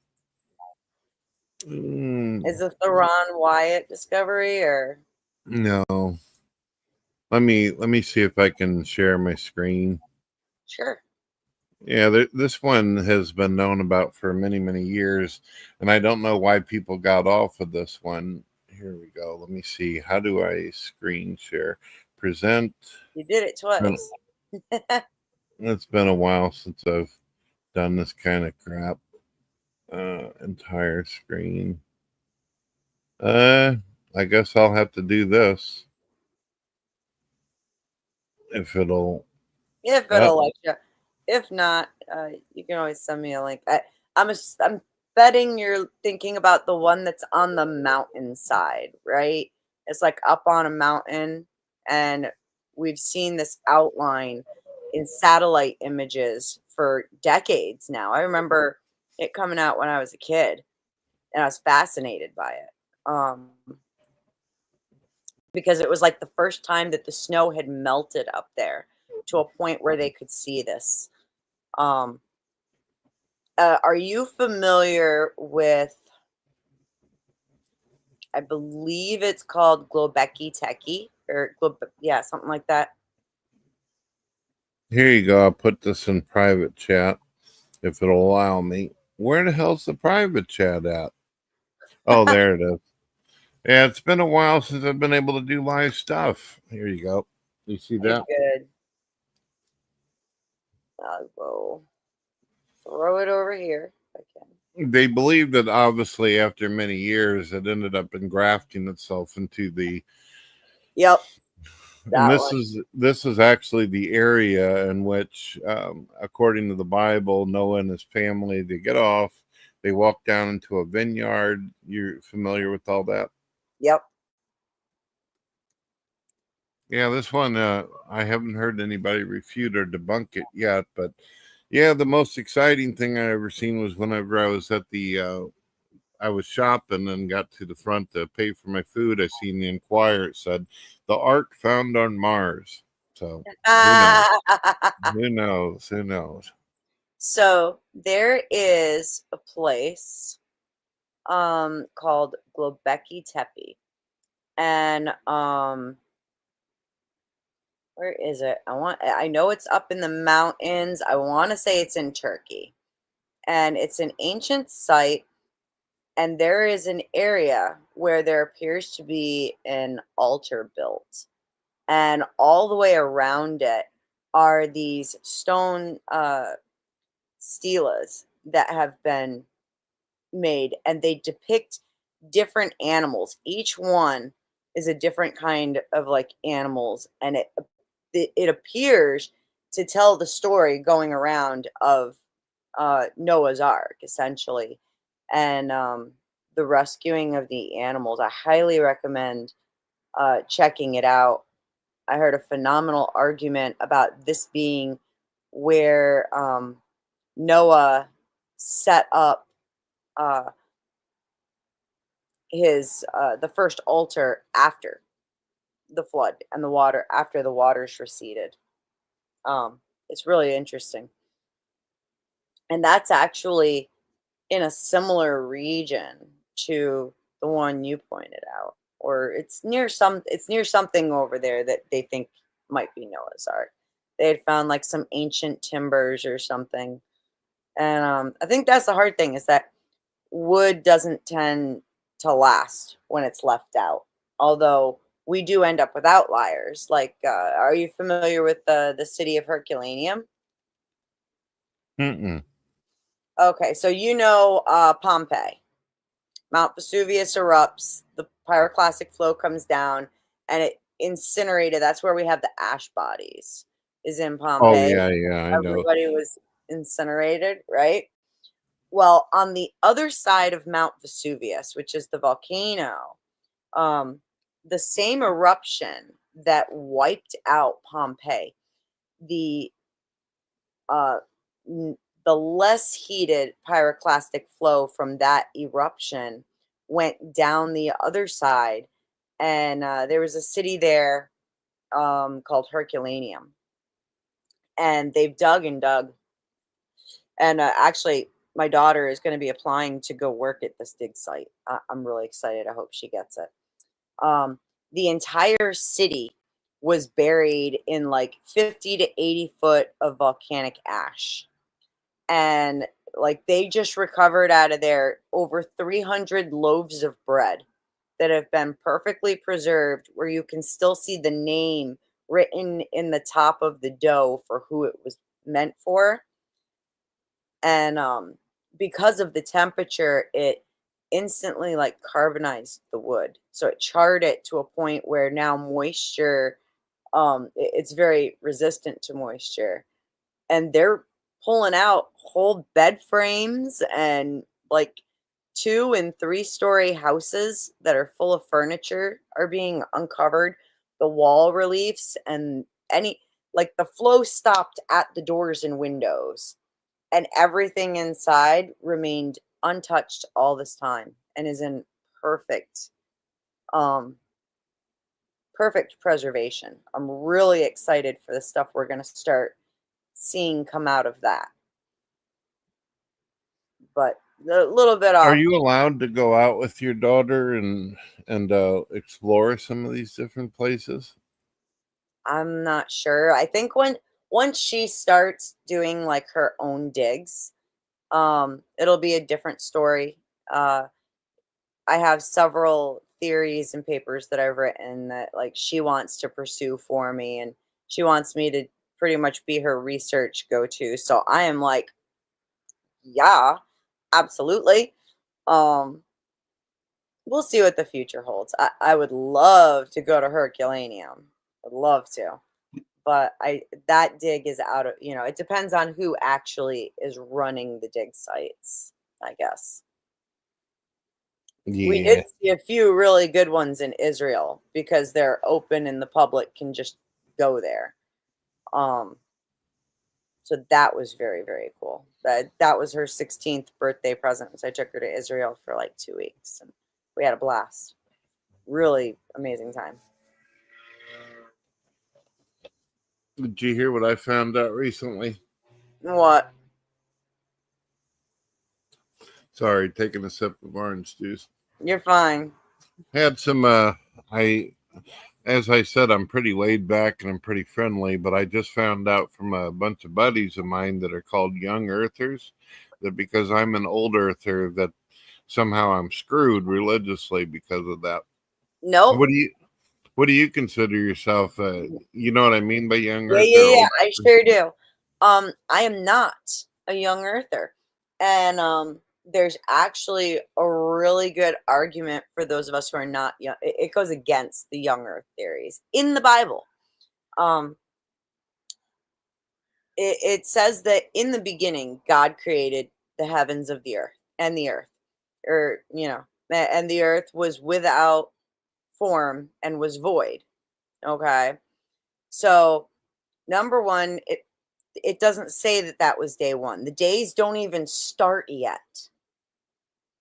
So before the days start, where God separates God separates the light from the dark, He separates the water from the earth, He makes all the animals, all these things happen on different days, right?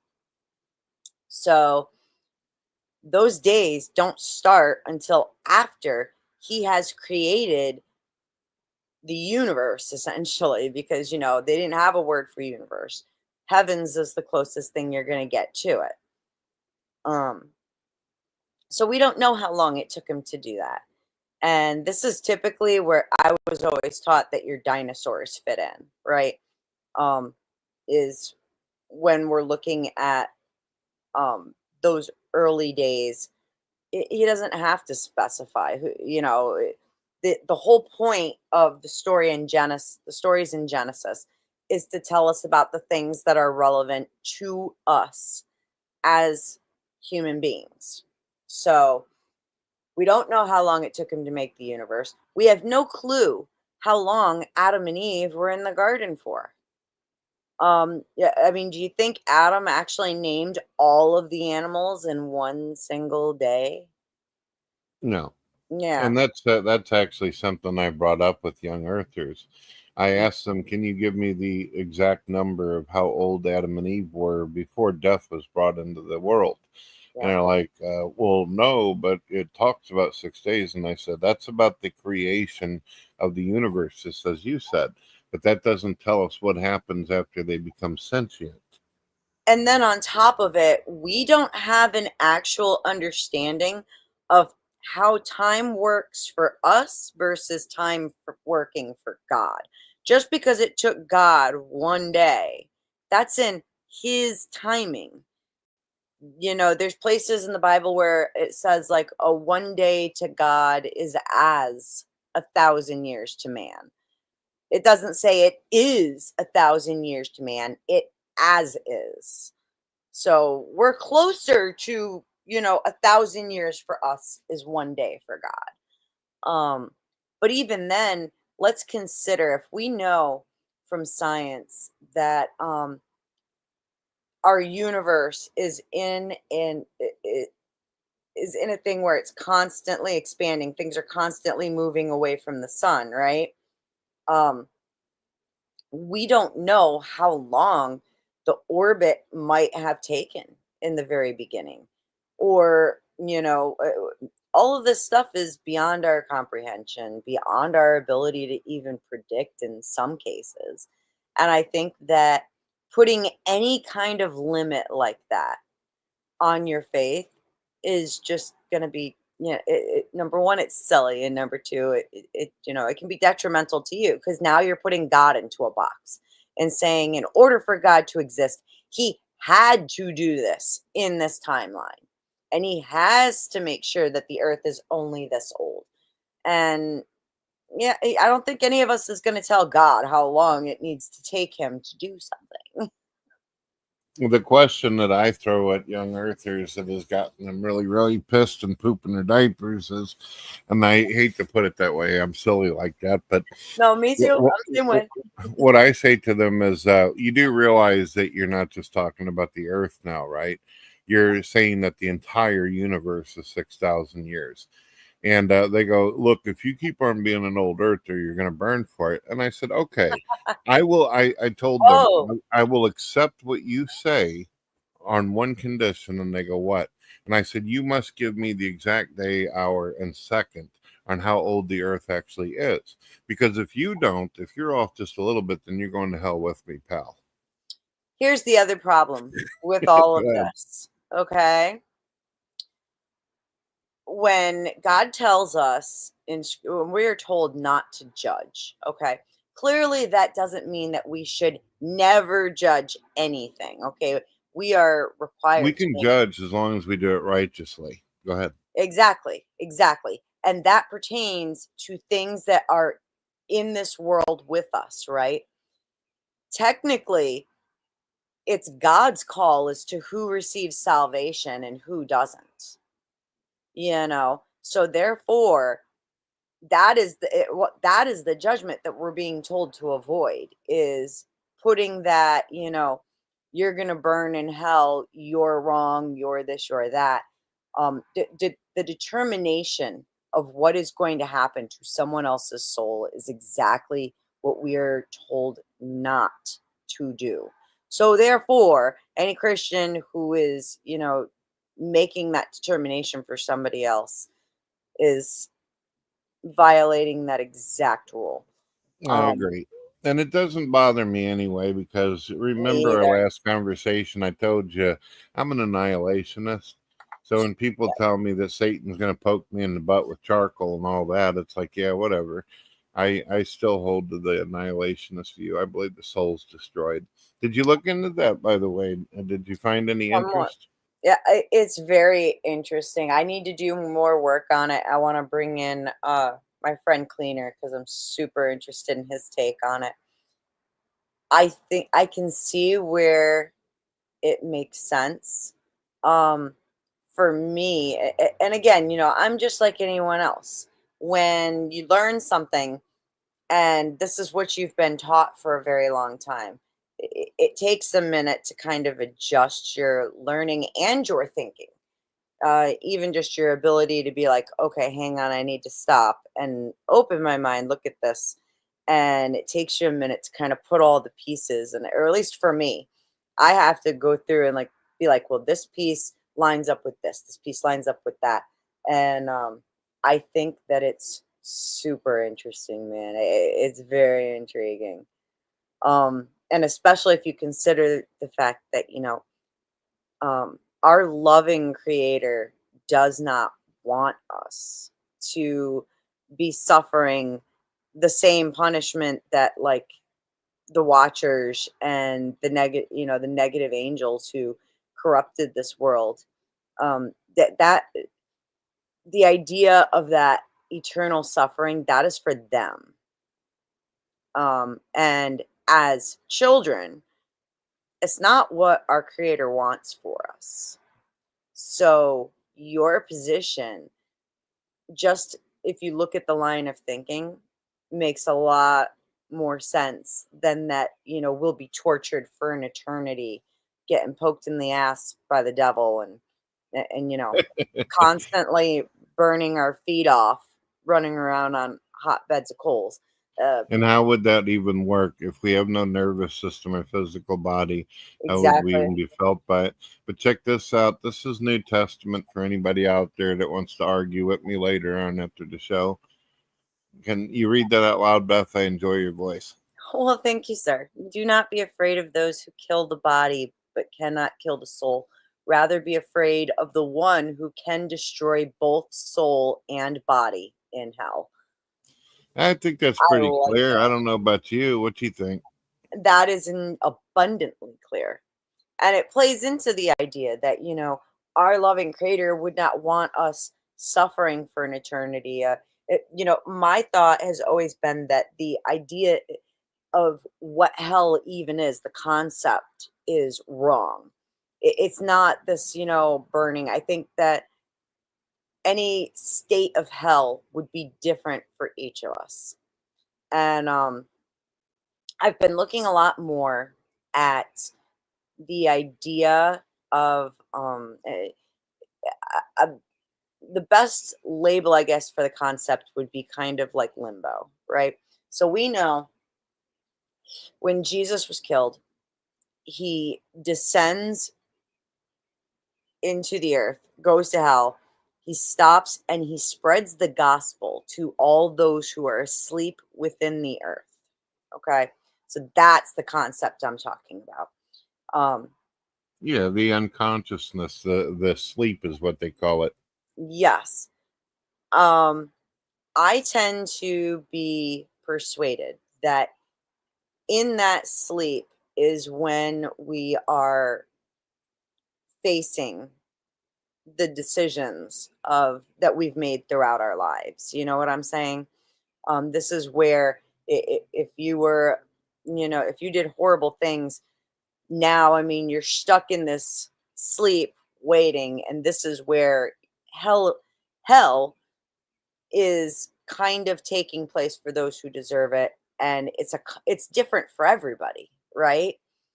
Um, Right, it's internal regrets, mourning your exactly. own existence. I don't think that we go straight to heaven. Um, I could be wrong. I'm still learning and like looking into this more and kind of kicking around the thoughts, the process of how it would work and why it would work. The same thing. I also question the rapture a lot. Um, and I have ever since I was a kid. As a matter of fact, I kind of am leaning towards the rapture already happened for Old Testament people. But again, it's just an idea that I'm kind of toying with. And I get so much on my plate. I'll work on something for a little while, and then I got to put it down and do something else, and I'll come back to it and put it down and go do something You else. know that that's a actual preterist view that you just spoke of? What do you mean? Well, the preterists actually believe that Revelation has already come and gone, that we are on the new world.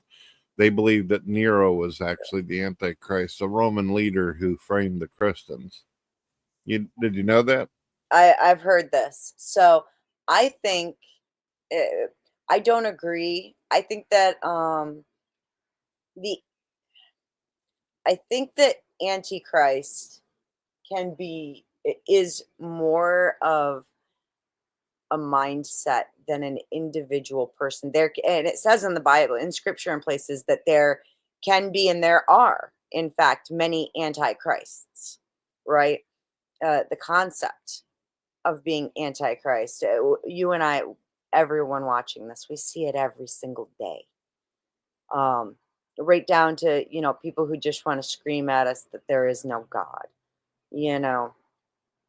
So when it comes down to, the Beast Rising and Armageddon and all of that, I don't believe that the second coming has happened yet and that we're in the new world. But I do believe there have been many antichrists throughout time. I don't think that it's one particular person. Does that make sense? Yeah, yeah. Well, there's a very a famous person in history that thought of it the same way. He believed that Hitler and Nero and a couple others were also antichrists. You probably heard of a figure by the name of Nostradamus. Yep. Yeah, yeah. Very familiar with Nostradamus. Um, the Edgar Casey too. Yeah, I think we could even point to certain leaders of the church throughout history who could qualify as such. And and that goes for every church. There was another one. There was one who, oh, I can't remember his name now, but there is an old prison in Edinburgh, Scotland, the Greyfriars, also known as the Covenanters prison, where Protestants were held and tortured and unalived. And the individual who oversaw it was doing so in the name of God because they were heretics in his mind. I think a lot of people who did things like this are antichrists, even if they're claiming to do so in the name of Christ. Does that make sense? Yeah, I believe that Torquemada of the Inquisition is a perfect example of someone like that. He was one of the first ones that actually came up with torture equipment for what he referred to as the infidel or the heathens. And this could be another religious person who just simply disagrees with him or in scripture. I think he killed like 750,000 pagans, other Christians, and non-believers, obviously. He was a sick pup.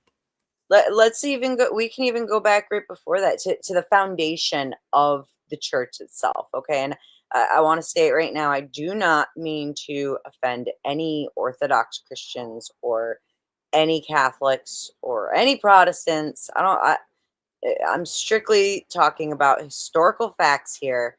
We know that these things happened, and I don't want to speak to why, but this is the reality of what happened, is that you had Constantine, and those before him, martyring uh, Christians and Jews just for pure entertainment.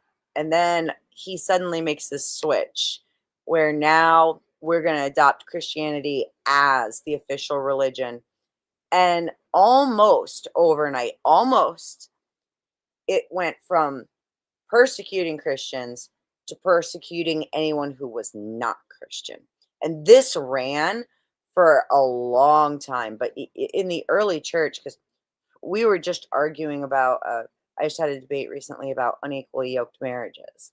And my opponent was bringing up early saints in church history who had married pagans and their children did things that led to a massive spread of Christianity. Well, here's the problem with that, is that from the very start at the Council of Elvira, which takes place towards the end of the 300s, early 400s AD, okay, the church made their decrees on how things would work. And one of the things that they prohibited was any kind of interfaith marriage. And what they ended up doing was they started implementing conversion by the sword over the coming years, to where even if it was a couple who are both Jewish that live in an area that is under Roman occupancy or rule, you were forced to convert or die. Those were your choices. So we have a lot of individuals who are really like worshipped for being saints and doing these great things.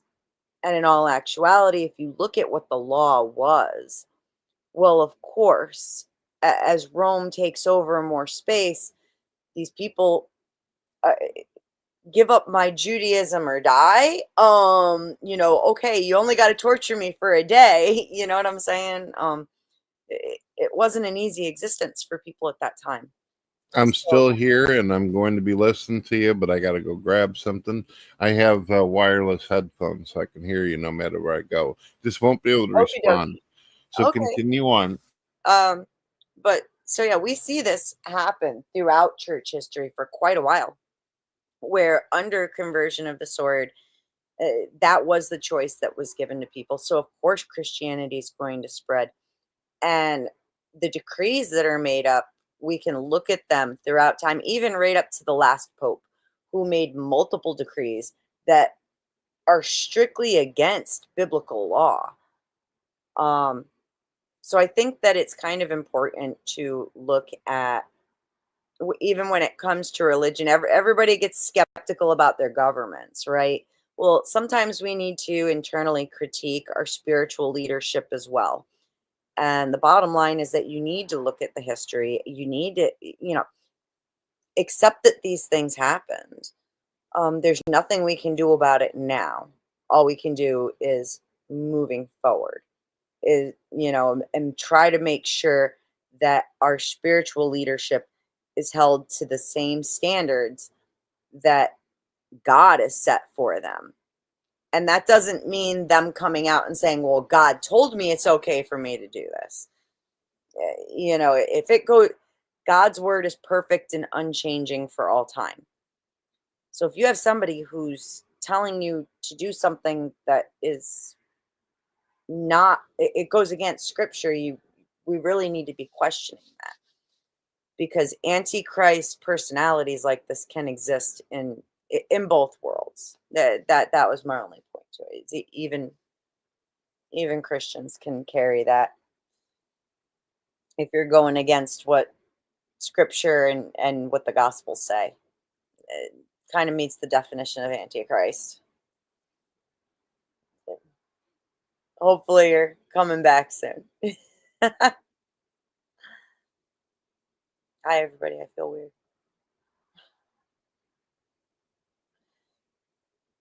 I'm trying to think of something else cool with this that I can share. Oh, going to the Inquisition too. You're absolutely right. The things that were done in that were horrific. And it was for the same reasons that I was just talking about, like with interfaith marriages. There was a huge movement of that conversion by the sword. And it was human beings that were determining what was heretical. And some of the qualifications that made people heretics were actually based on church decree and not scriptural or gospel rules that were set by God or Jesus. So again, it's really important to challenge this stuff and to question it. That's just my opinion on it.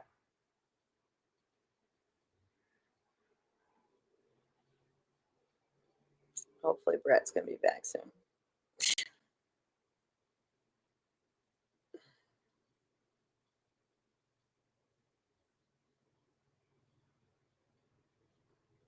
In the meantime, I hope everybody's having a nice 4th of July. Hope you're not burning up in wherever you're at. I've heard a few people are living with 110-degree temperatures the last few days. So hydrate if you're in those places.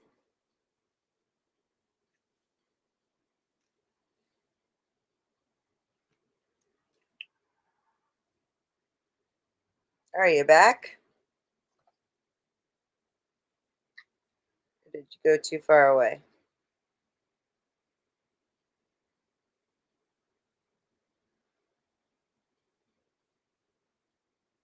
Oh. StreamYards just popped up something weird for a second. But we just hanging out, right, folks?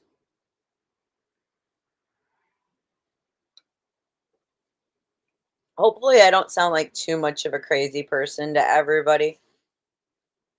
Um, I don't mean to, and it's like I said, I don't mean to cause any offense to believers out there. Um, this is why I love history so much, though. It's because we can really start looking at it and picking it apart and seeing who did what, when, and why they did it. And we can form judgments based on those things and whether or not they were truly meant for our well being and benefit, or just, someone who's aspiring to be something great and have power that really they might not necessarily be entitled to. Human beings are corrupt creatures. We know this. So, the best we can do is the best we can do.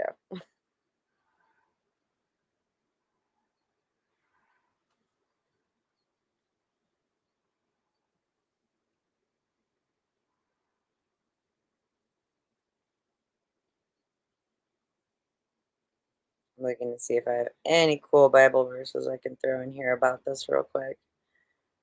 So I have a bunch.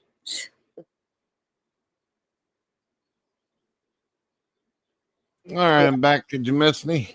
I missed you like crazy. I felt so weird. I finished up my little rant. I don't know if you heard me. Or, well, you said you heard me. So. Yeah. So, what is one of the things you find yourself in? Obviously, I pointed out some things that get Christians annoyed by my ideology. What are some of the things that get people worked up on you? Oh, man, I got a lot of. So one thing is like when I'm talking to people, I will use the terms that I know that everyone is comfortable with and is used to using. For instance, God and Jesus. Um, these two titles I do not believe are, well, God we know is it's kind of more of a translation. It's a little inaccurate. So biblically there's an idea, it's called the ineffable name doctrine, okay? And what this said, it goes way back into ancient Judaism. And they said that the name of God was so holy, we should not say it. Everywhere in your Bible where you see the word God or Lord, um, those words did not appear in the original text. There was and and you see a lot of people starting to lean more towards like calling God Yahweh. That's actually a little inaccurate too. If you so I'm sorry, I'm getting a little I'm jumping ahead of myself when I need to explain something else. You have translating a word and you have transliterating a word. Translating is where you take a word and you find the word in the new language that most closely means the word you started with, right? Transliteration is where you take the word that you're looking at and you make it sound the same phonetically. If you take the original characters that were used for the name of God throughout the Old Testament, it actually sounds more like it would be pronounced Yahuwah. And you'll see over and over again where he's referred to Yah for short, but more often than not, Elohim, and that is why they ended up going with God, right? But Elohim is kind of like a job title. Same thing for God. It's not the name of the person, but like it's kind of like store manager, or shift supervisor. Um, the actual names when you transliterate them for uh, God and for Jesus are actually way more beautiful than a lot of people know. And a lot of I think it's the Messianic Jews who have removed the ineffable name doctrine. In fact, the Bible I use completely removes the ineffable name doctrine. So in my own private time, like, and with my children and with other people who I know who do not adhere to ineffable name doctrine, we use Yahuwah. Yahusha would be Jesus's actual name, and Jesus, our Messiah, is essentially Yahusha HaMashiach. Um, and that would be the proper name and title. And I get some people who are kind of look at me like I'm a little out there, but it's actually more common knowledge than a lot of people know. So So that's why do what. people give you issue over that? I don't get it. They know that it wasn't originally written in English, right? Yeah, yeah. Well, the problem is, well, no, his name is Jesus. And it's like, look, if you take the actual name, okay, even the ones who want to call him Yeshua, which is very close to Yahusha, right? It's just a couple, the way they sound, a couple parts of the name are a little different. Um, Even with that, it's like it actually would translate closer to Joshua than it ever would Jesus. That's taking it into a totally different language. And when you start doing that and you start actually looking at names and words that are used in later translations of the scripture, um, they're not exactly connected with the the deities that you and I want to worship, the God that you and I worship. Um, I've seen an excellent argument for uh oh, what is the name with Jesus where I think it's called it's just Isis or something like that. That's a pagan deity. Same thing. The word Lord um, itself can be linked into other pagan deities. The actual word is derived from titles of different pagan deities. Same thing goes for uh, I'm totally blanking it right now. But there's a lot of words that we use that are not, the way what they were derived from was pagan practices and just shifted just a tiny, tiny bit. Um, and so it gets kind of concerning. That stuff I'm still learning about that one. Um, it's a compelling argument though. But you'll get people who are totally like, well, it doesn't matter what we call him. It matter, that God knows my heart. God knows who I pray to. And it's like, well, if you're calling God by a name that is derived from a pagan deity, are you actually calling on God? Well, that's why the Bible says my people are destroyed for lack of knowledge. And yeah, so this has been something that I've really been like, I'll have to send you some links to Well, other Beth, people who have studied it. I think that a lot of people they have a weird idea of what relationship means. If you have a relationship with someone, you want to know as much as you can. You Yeah, want to be able to have a sit down and learn from them and understand them and find out whatever positive things you can. I don't see what the problem is. I agree with you completely. But it's like what we had said at the start of this, right? A lot of people get into a box with what they believe. And it's so hard to have what they believe to be truth from the time they were a child. Suddenly, the truth isn't the truth anymore. And it can, and especially when it comes down to something that like you believe in for your eternal salvation, it can shatter some people and they don't know how to react or how to respond, or even they're operating under the dogma that they've known their whole life and just call you a stupid fucking heretic and bite your head off and tell you you're going to hell and they go on their way. Um, you know, so Did you know that I've been baptized 8 different times? I did not know that. Well, the reason why, I'll make it quick. Whenever I was younger and my mother got sick, I ended up going into many different foster care system. And I ended up having to go to these people's church, and over and over and over. So I get baptized. I got the whole dunking.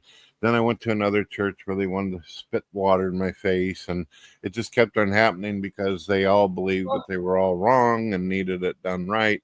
Yeah. So if they didn't get it right out of those 8 times, I'm screwed. Maybe we ought to make it an even 10. It sounds important. So I was taught growing up that baptism was heretical. and was no longer needed. That was the dogma that I had been brought up under. And it was actually really interesting because, like, so I told you, I mean, like, I went to Israel in 2017. And while I was there, um, it's interesting because, like I said, I've had this dogma my whole life, and I was always taught you don't get baptized because you're already baptized in the Holy Spirit. Baptism with water is unnecessary. And it was the very last day of our trip. Like, we were just kind of running around doing the last few things, and then we were going to be going to the airport that night, sleep on the floor there until our flight at ridiculous hour in the morning. And I was like, well, since we're over here, let's go find the River Jordan. I really want to see the River Jordan. Let's go. And it was funny because we drove by the Sea of Galilee, and I didn't know it was the Sea of Galilee. I was kind of like, wow, look at that little pond, that's a pretty park. And so we stopped by this little park, and yeah, I went to the Sea of Galilee and didn't even realize it was the Sea of Galilee. But we managed to find the River Jordan, and when I got there, there was a whole busload of people from, like, I don't know. You said it smelled good there too. It didn't smell like dirty socks and coffee. No, no, it smelled so nice. The only part of Israel that I thought smelled horrific was Jerusalem. And Jerusalem is a whole different story. Like, Jerusalem broke my heart. And, like, uh, yeah, it broke my heart. And I have a whole opinion about that place. But when we got to the River Jordan, I just, like, I couldn't even help myself. I was like walking out of my shoes, just like headlong for the water. And it was just like, nope, get out of the way. I need to get in here. Um, Totally driven to do something that I had been taught my whole life never, ever, ever do. And yeah, I absolutely got baptized in the River Jordan and was terrified to tell my parents when I came home. Mind you, I'm So in my why is 30s. the baptism issue for? I've never heard of that before, where people are against baptisms. Yeah, there are some ideologies out there that this is a non-denominational church that originally, like, my parents met in the Way Ministry under Reverend Victor Werewolf. And today, that movement is considered a cult. And the people who my parents all knew, who fellowshipped together over time, kind of shifted and have become this non-denominational Christian church. And they mean well, but and now they actually now today they do baptism at that church. But my entire life into my 30s, they did not. And the only way I can explain it, the way my mom explained it to me, is that because you are baptized by the Holy Spirit, that is God Himself baptizing you. You don't need the dunk in the water from a man. Do you see what I'm saying? I feel as though baptism is important, but I don't think it's necessary. And the reason why is I bring examples like a thief and children who unfortunately die at a young age who haven't gotten baptized. I would find it absolutely cruel that a young person would have their soul destroyed I simply agree. because they didn't get dunked in water. That wouldn't morally work with me. And it wouldn't morally work with our Creator either, who loves us. And this is why we are told not to form that judgment. What happens to my soul, your soul, everybody watching, everybody's souls, that's not for our determination. God knows what he's doing, and he knows way more about these people, about every individual person, than any of us know, because we all have secrets, right? And one of the big things is, when we give, we're supposed to do that in secret too. You know what I'm saying? So there's a lot of people who do a lot of good works and never ever say a word about it, because Not supposed to boast or let your left hand know what your right hand's doing. exactly. So therefore, sitting there and telling somebody, "Oh well, you're going to hell, or your soul's going to be destroyed." Well, you don't exactly have the whole picture when you're making that judgment. But God's got the whole picture, so it's his judgment to make, not ours. Plus, it's his kingdom. Why do we think we get to decide who is allowed in or what the rules are for a kingdom that doesn't even belong to us? I remember whenever I was a former atheist and I'd be having discussions with religious people and they'd say, "You're going to go to hell. You realize that?" And I said, "That sounds absolutely uncomfortable. Can we get back to the discussion now?" So they thought I was an ass for that, but that's how I felt. It was like, yeah, okay. So you should be teaching me a lot more than, right? Yeah. Yeah. I've been called a heretic countless times. Whatever. I'm okay with it. I don't allow the judgment from other people to really bother me, because they don't know who I am. They don't know what I've been through or what I do in my private life. So, meh, if you're letting other people's opinions beat you up, what that'll end up doing is, it will affect what you do and do not do. And then, sometimes you are doing the right thing. And by having that criticism, you know, it's easy to discern what criticism is useful and what isn't, you know. So you just got to kind of be careful, and a lot of stuff, take it as a grain of salt. I'll be called a heretic 100 more times, I'm sure. I don't care. Go ahead, leave it in my inbox. I won't read it. Don't understand where people think they're going to, what they're trying to accomplish there. You tell somebody that they're a bonehead or whatever, or they're a heretic or evil, and you're like, okay, are you wanting to actually teach me something, or is this just a mocking session?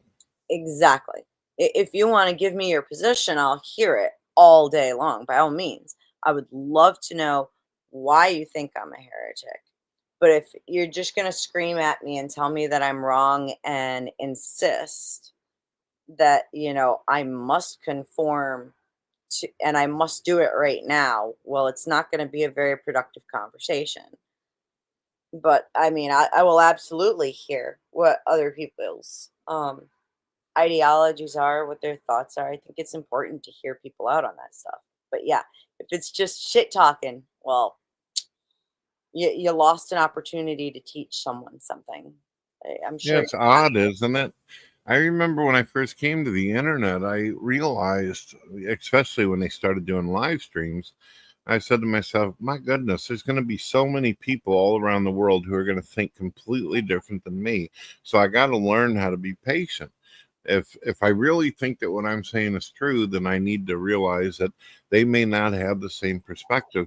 It doesn't seem like a lot of people think like that. They just turn their computer and expect the world just to center around them. It's Yeah, odd kind of thinking.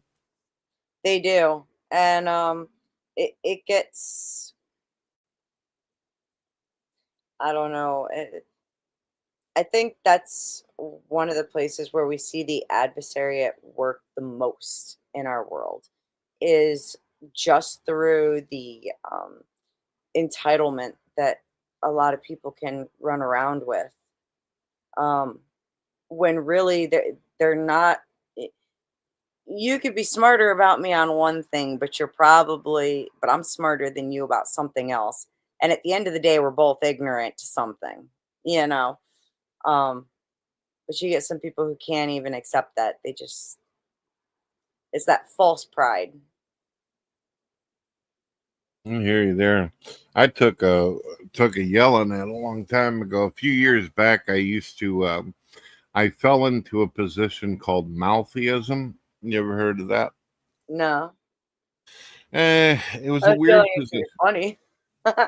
Well, because I wasn't able to, I was having a hard time finding fellowship and people helping me navigate my way through theological views. I still had a lot of wiring from being a non-believer and all that from back then. Yeah. Well, monotheism basically means a person who believes that God is capable of evil and good, that he Okay. could do something that's destructive and awful in our perspectives and be perfectly moral and fine with doing so. And a lot of people had a hard time dealing with that. Have you seen? See, I was almost expecting it to go that terminology to go a different way. Here's something I'd love to ask you about. Are you familiar with Nala Ray and who Sounds she is? familiar. So she was a adult industry star who made a whole lot of money and decided to convert to Christianity.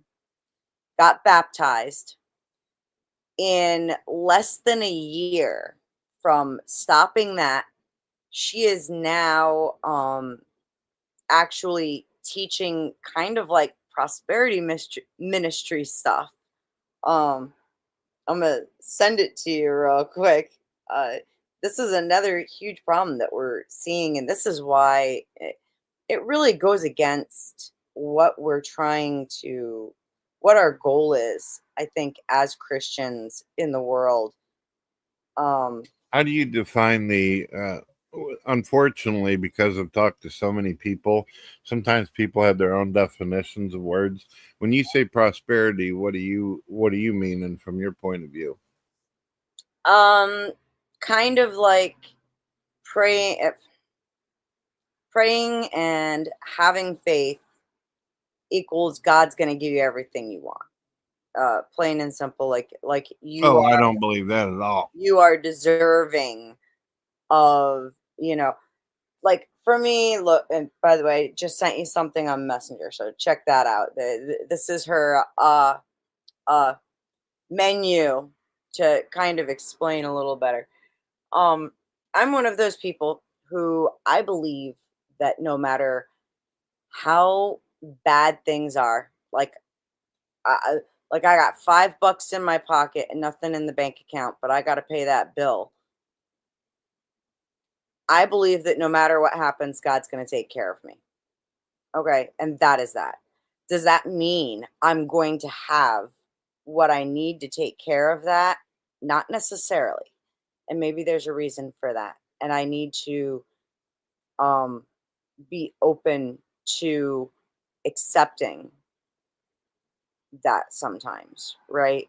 Because of course we all want what we want. But there's a whole lot of people who think that your faith in God can turn into how much you have, whether it's financially or even just, having a full closet of clothes or a flat screen on your wall, or everything will just work out perfect for you no matter what. It just, I don't know. Um, God's been good about getting me what I need, but I often do not always get what I want, for sure. I'd say 90% of the time I don't always get what I want. And as far as I think a lot of people, I've noticed there's folks out there say, I used to pray all the time and nothing came through. And I said, do you mind telling me what it exactly you prayed for? Well, I prayed that this would happen to this person. I prayed that this would happen for this. And I said, you do see that there's a dilemma there, right? You're asking for things that would require God to take free will from the person that you're speaking of. You can't tell God, okay, I want this person to love me if they don't actually do it. He won't even do that for himself. He's not going to force.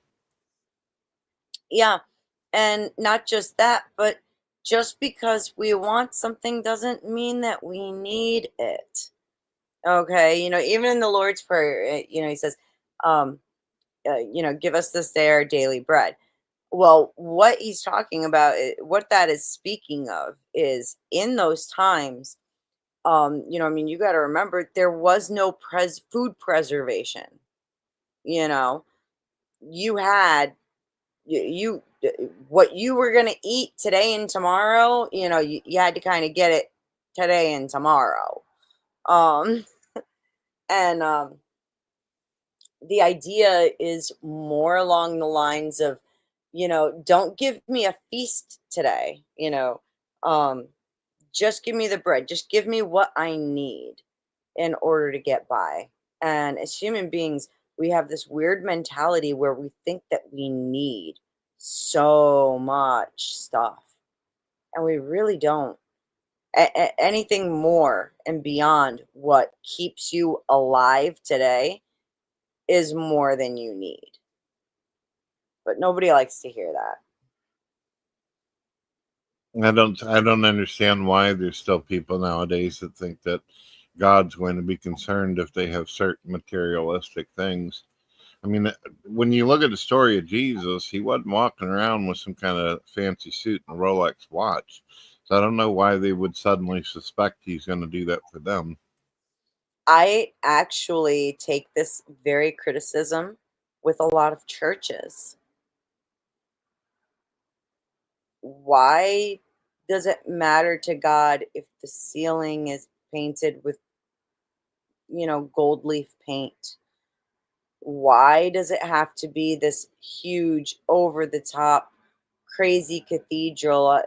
Honestly, I think the best fellowship I've ever had in my life was sitting out in a little spot in the woods on a bunch of logs, just sharing scripture with nothing there.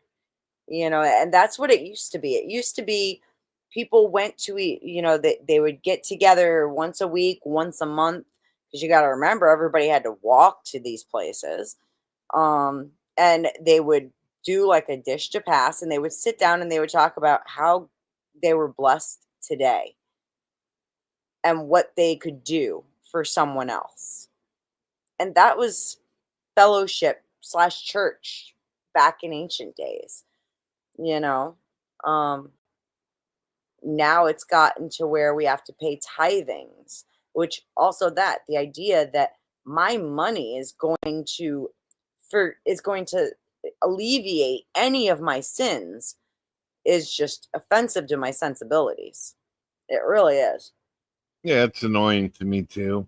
I almost got put out of a church one time because they were saying, if you put money in, then God will put out. And I said, well, what happens if I just save my money and get what I want that way? It seems like that'll work.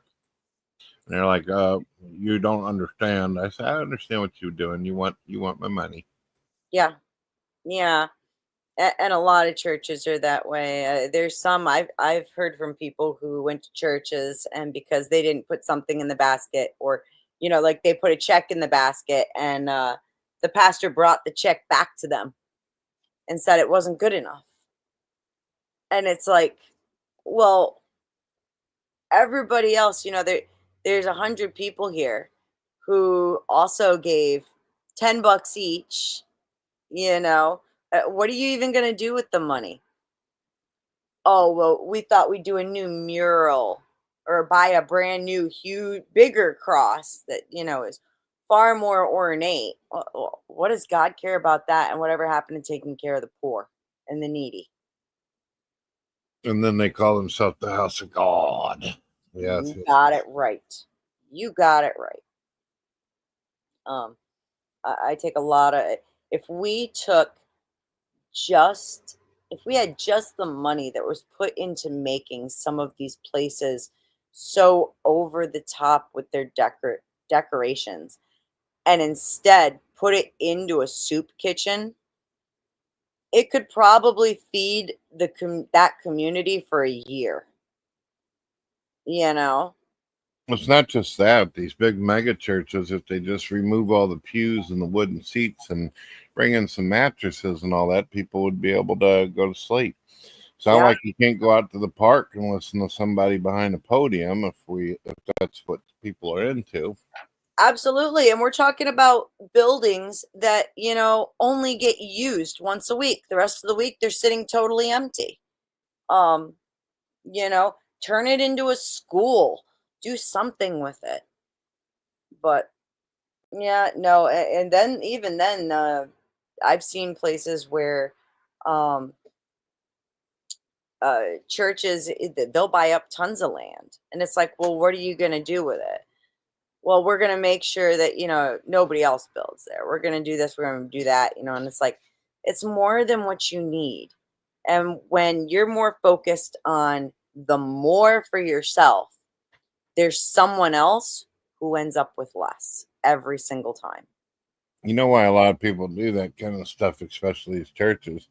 It's a scam. They buy the property and then they sell it for quadruple the amount. They're just trying to make themselves more money. And I wouldn't mind people buying up property as long as you plan on putting some beds in there, maybe building some small farms so people can eat, something like Yeah. that. But that's why I'm not I get yelled at for this, but I'm not a big church goer because unfortunately I see a lot of churches going down that avenue. Yeah, I've tried a lot of churches and I have not been able to find one that um I mean, like, I could understand having some simple, like, moral disagreements or ideology disagreements, right? Or Aren't we not doing it moral, right but here? We're fellowshipping right here. yeah, exactly. Exactly. Whereas, like, the last time I went to a church, oh man, I actually kind of felt bad. Like, I tried to kind of meet the pastor and whatnot, and he just was not into, like I felt like I was bothering him, right? And there were some nice people there, but then, like, when the sermon started, he was working on the book of Jonah, and I was like, okay, well, he stood up there and talked for over an hour about 3 verses in Jonah. He didn't point to somewhere else in the Bible for any kind of clarification on anything. He just literally droned on for over an hour. I read the whole book of Jonah and then accidentally nodded off while he was talking about the same 3 verses. There's a lot of discussion going on the internet that a lot of churches are closing down. And I've been asked, they say, why do you think it is all these churches are closing down? Well, for people like me, I can just, if I feel as though I need to be edified or I need to listen to someone speak, I can either go live or I can go listen to someone like William Lane Craig or John Lennox. Why would I choose some $2 Bible salesman preacher when I can go listen to some kind of philosopher or some kind of incredible documentary on archaeology of the Bible and all that? You see what I'm saying? So I think that people have not found the church as necessary anymore. They can get it from somewhere else. But I think that some people are getting it twisted. They think that that means the popularity of Christianity is going. No, just the real estate, not the spiritual part. Well, uh, when it comes to the spiritual part, that's speaking more to, like, the spiritual leadership is what is failing. It's not my faith and your faith that's failing. It's the fact I oh my God, I could tell you some horror stories about Christian churches that I walked into and could not believe. Oh my God. The very worst one, I'm going to share this because nobody's going to believe this. It's real. Okay. And this place, these people still exist and have a ministry near where I live. The pastor, and I'm using that term loosely, is a biological male. His par- Uh-oh. his partner Christine is a biological male who looks like a female. But here's where it gets extra extra. Christine has biological male lower parts the pastor went to Thailand and he has surgery down there. So the one who looks like a guy doesn't have guy parts, and the one who looks like a girl does. And they have a What the Christian hell kind of three-ring ministry. circus is this? They have a Christian ministry. I was speechless. It's one of the few times just I just had to get out of there and never go back ever. Cause what the hell are you telling me right now? I couldn't believe it. I really was kind of like I couldn't even finish a sentence to these people. And I sat there and because unfortunately my ride didn't want to leave. So I'm kind of like, um, okay, well, let me see what he has to say. Um, like he was legitimately trying to teach scripture. And I'm like, but I don't think you're qualified for this position, ma'am, sir, whatever. They, them. Yeah, yeah. This is the truest cases of they, them I've ever met in my lifetime. There was a woman preacher a while back that was absolutely fantastic. Unfortunately, she fell into that material thing that you're talking about. Her name is Joyce Myers. Yes, I She used was to love her. She was great, and then all of a sudden she tripped up. As she got older and everything started getting fancy, she started going really towards materialistic things. But one of the things that she said that has always stuck out to me since I was a child is God doesn't make junk. He loves you just for who you are.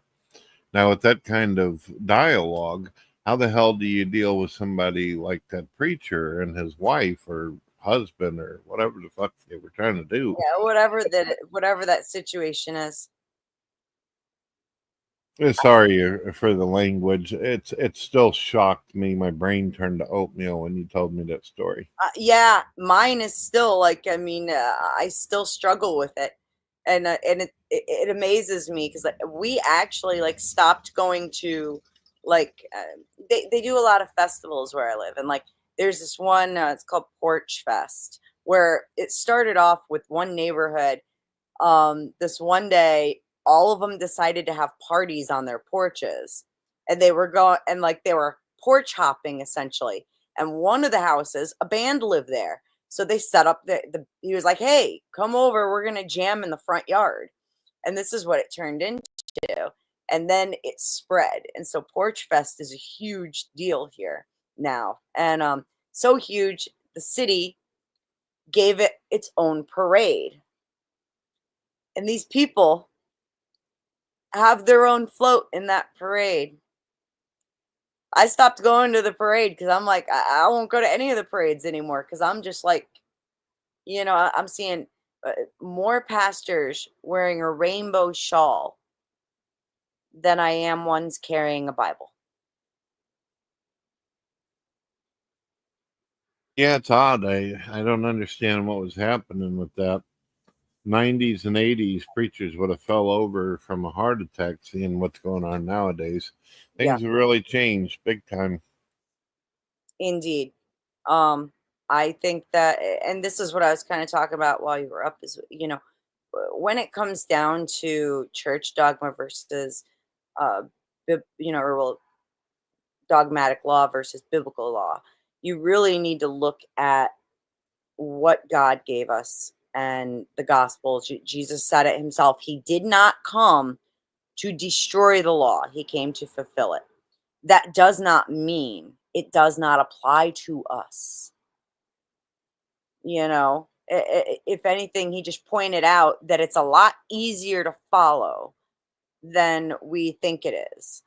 And so I personally, I don't really buy into the age of grace in its entirety. I think that it's still really important to, keep to the things that God has told us are important for us to keep. Like people, if all Christians started observing the Sabbath, imagine what that would do for the mental health of all of us. Just something like that.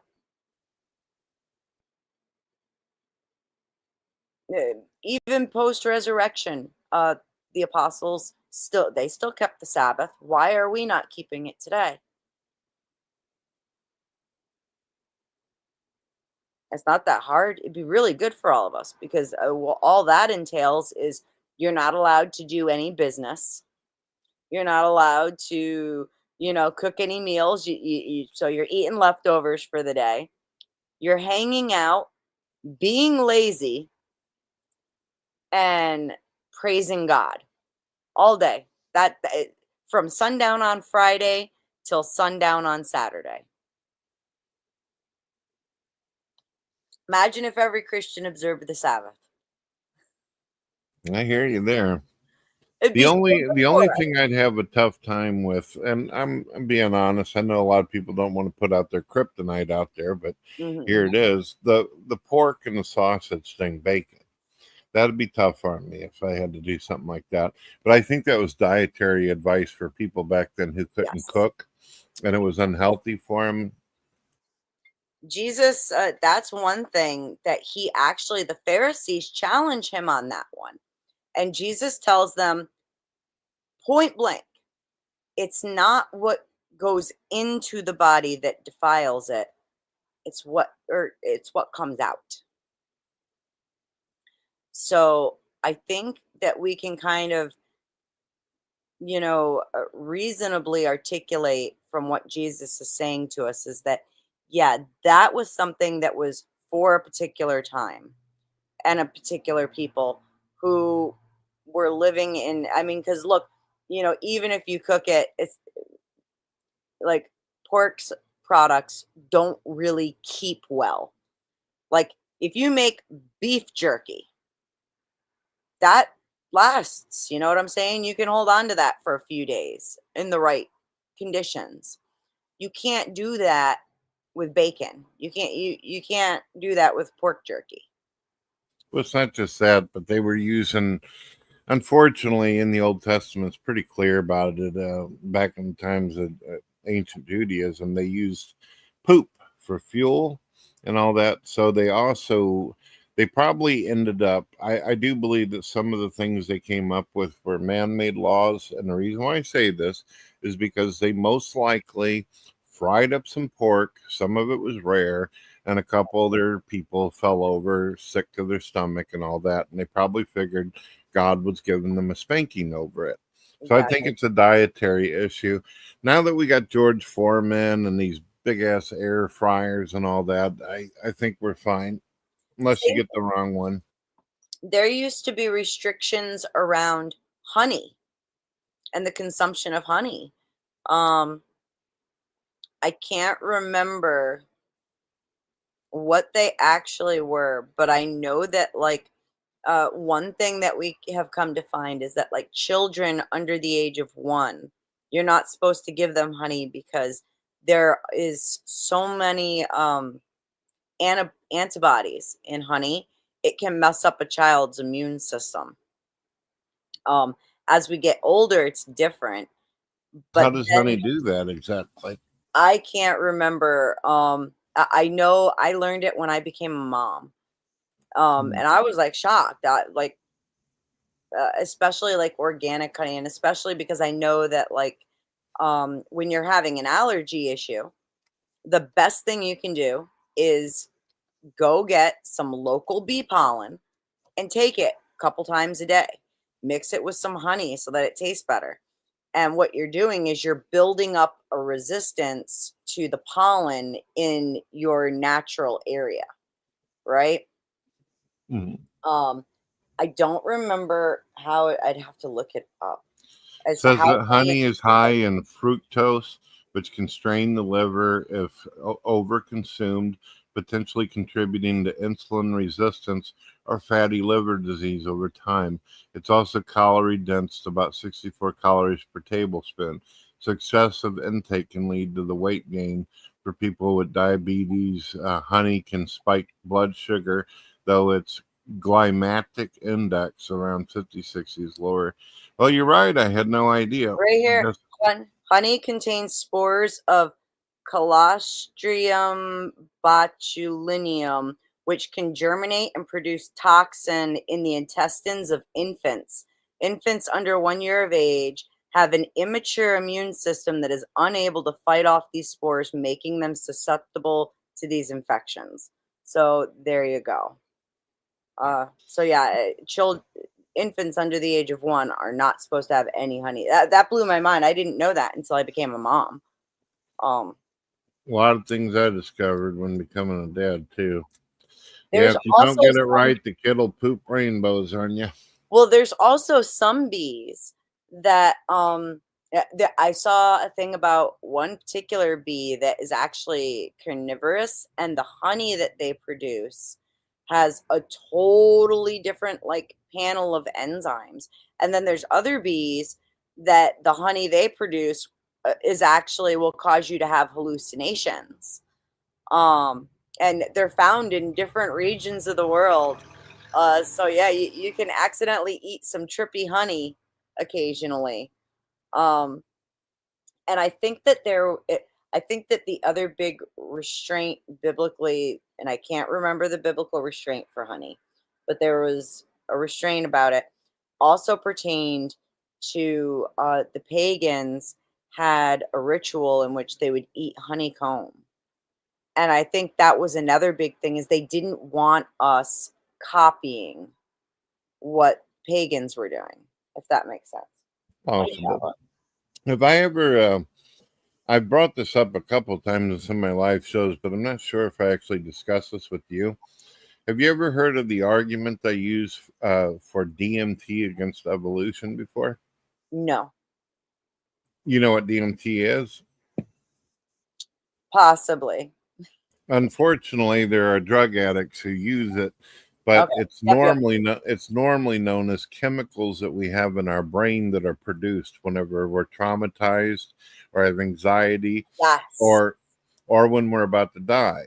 Yes, yes. I found out about DMT because I was reading a lot of stories about people having what is it called, out of body experiences, and supposedly whenever your body is hit by something or you go through some major trauma physically, this releases in the brain, and then it causes a person to be able to see things that may not be there, hallucinate, all kinds of stuff. But it also causes a euphoric effect where a person's really chill and relaxed. Now, the reason why I bring this up, and I think you'll think this is interesting, did you know that when someone's right about to die, this chemical releases automatically into the brain and makes it to where the death is more peaceful and relaxed? Now, think about this with evolution. Where in nature would it create something like that that would make death more peaceful and relaxed? It would have absolutely no reason to. And you are correct. I worked hospice for several years.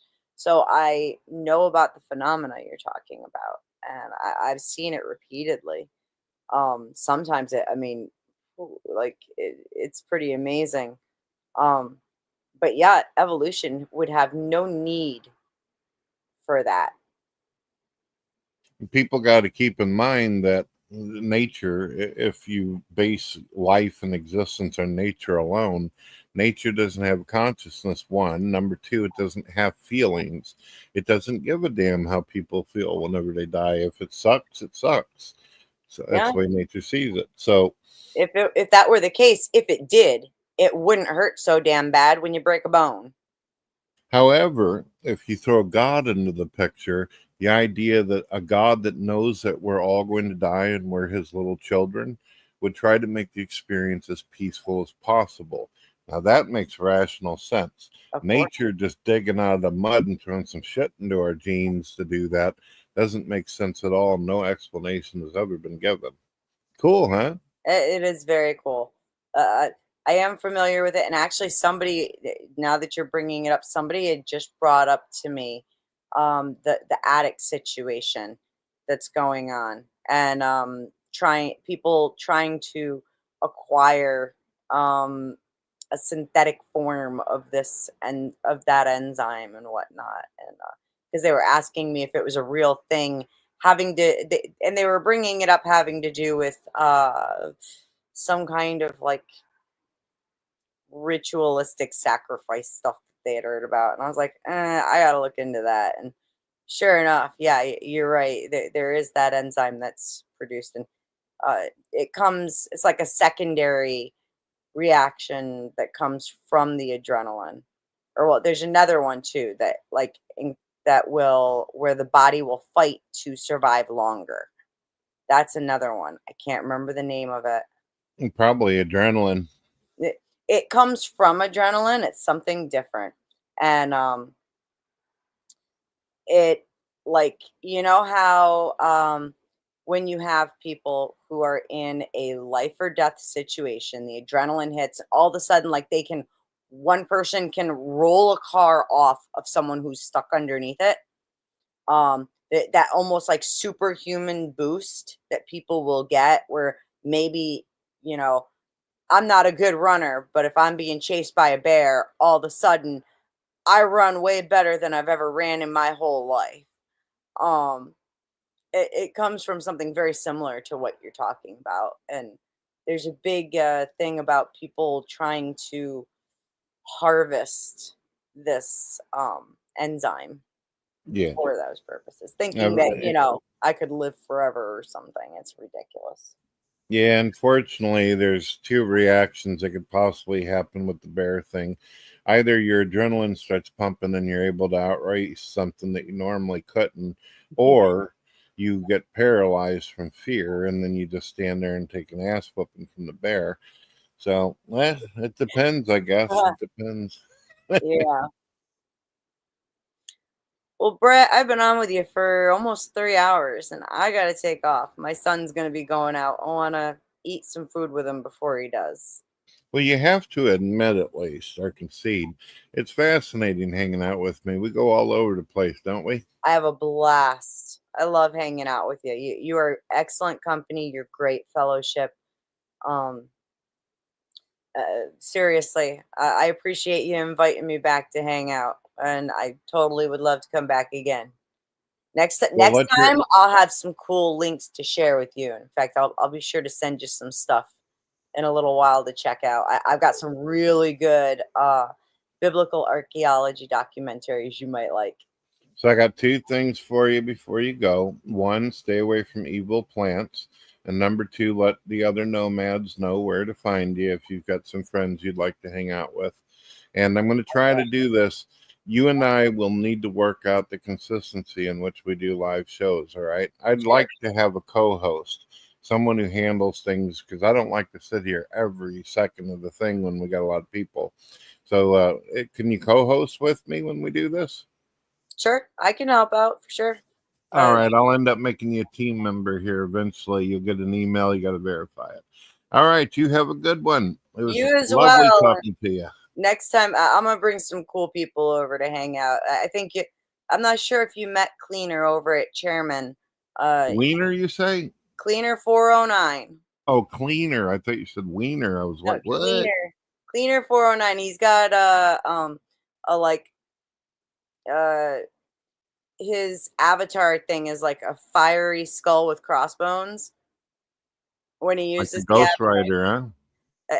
you might have seen him on our channel a few times. He's super really good guy, man. You'll love the two of you. I'll just be sitting here while y'all are chatting. This is what happens, and it's okay. Well, sounds like his imagery will go well with what we got here. Huh? Very good man. Very good man. All right, see you later. Have a good one. Thanks for seeing you, everybody. Take care.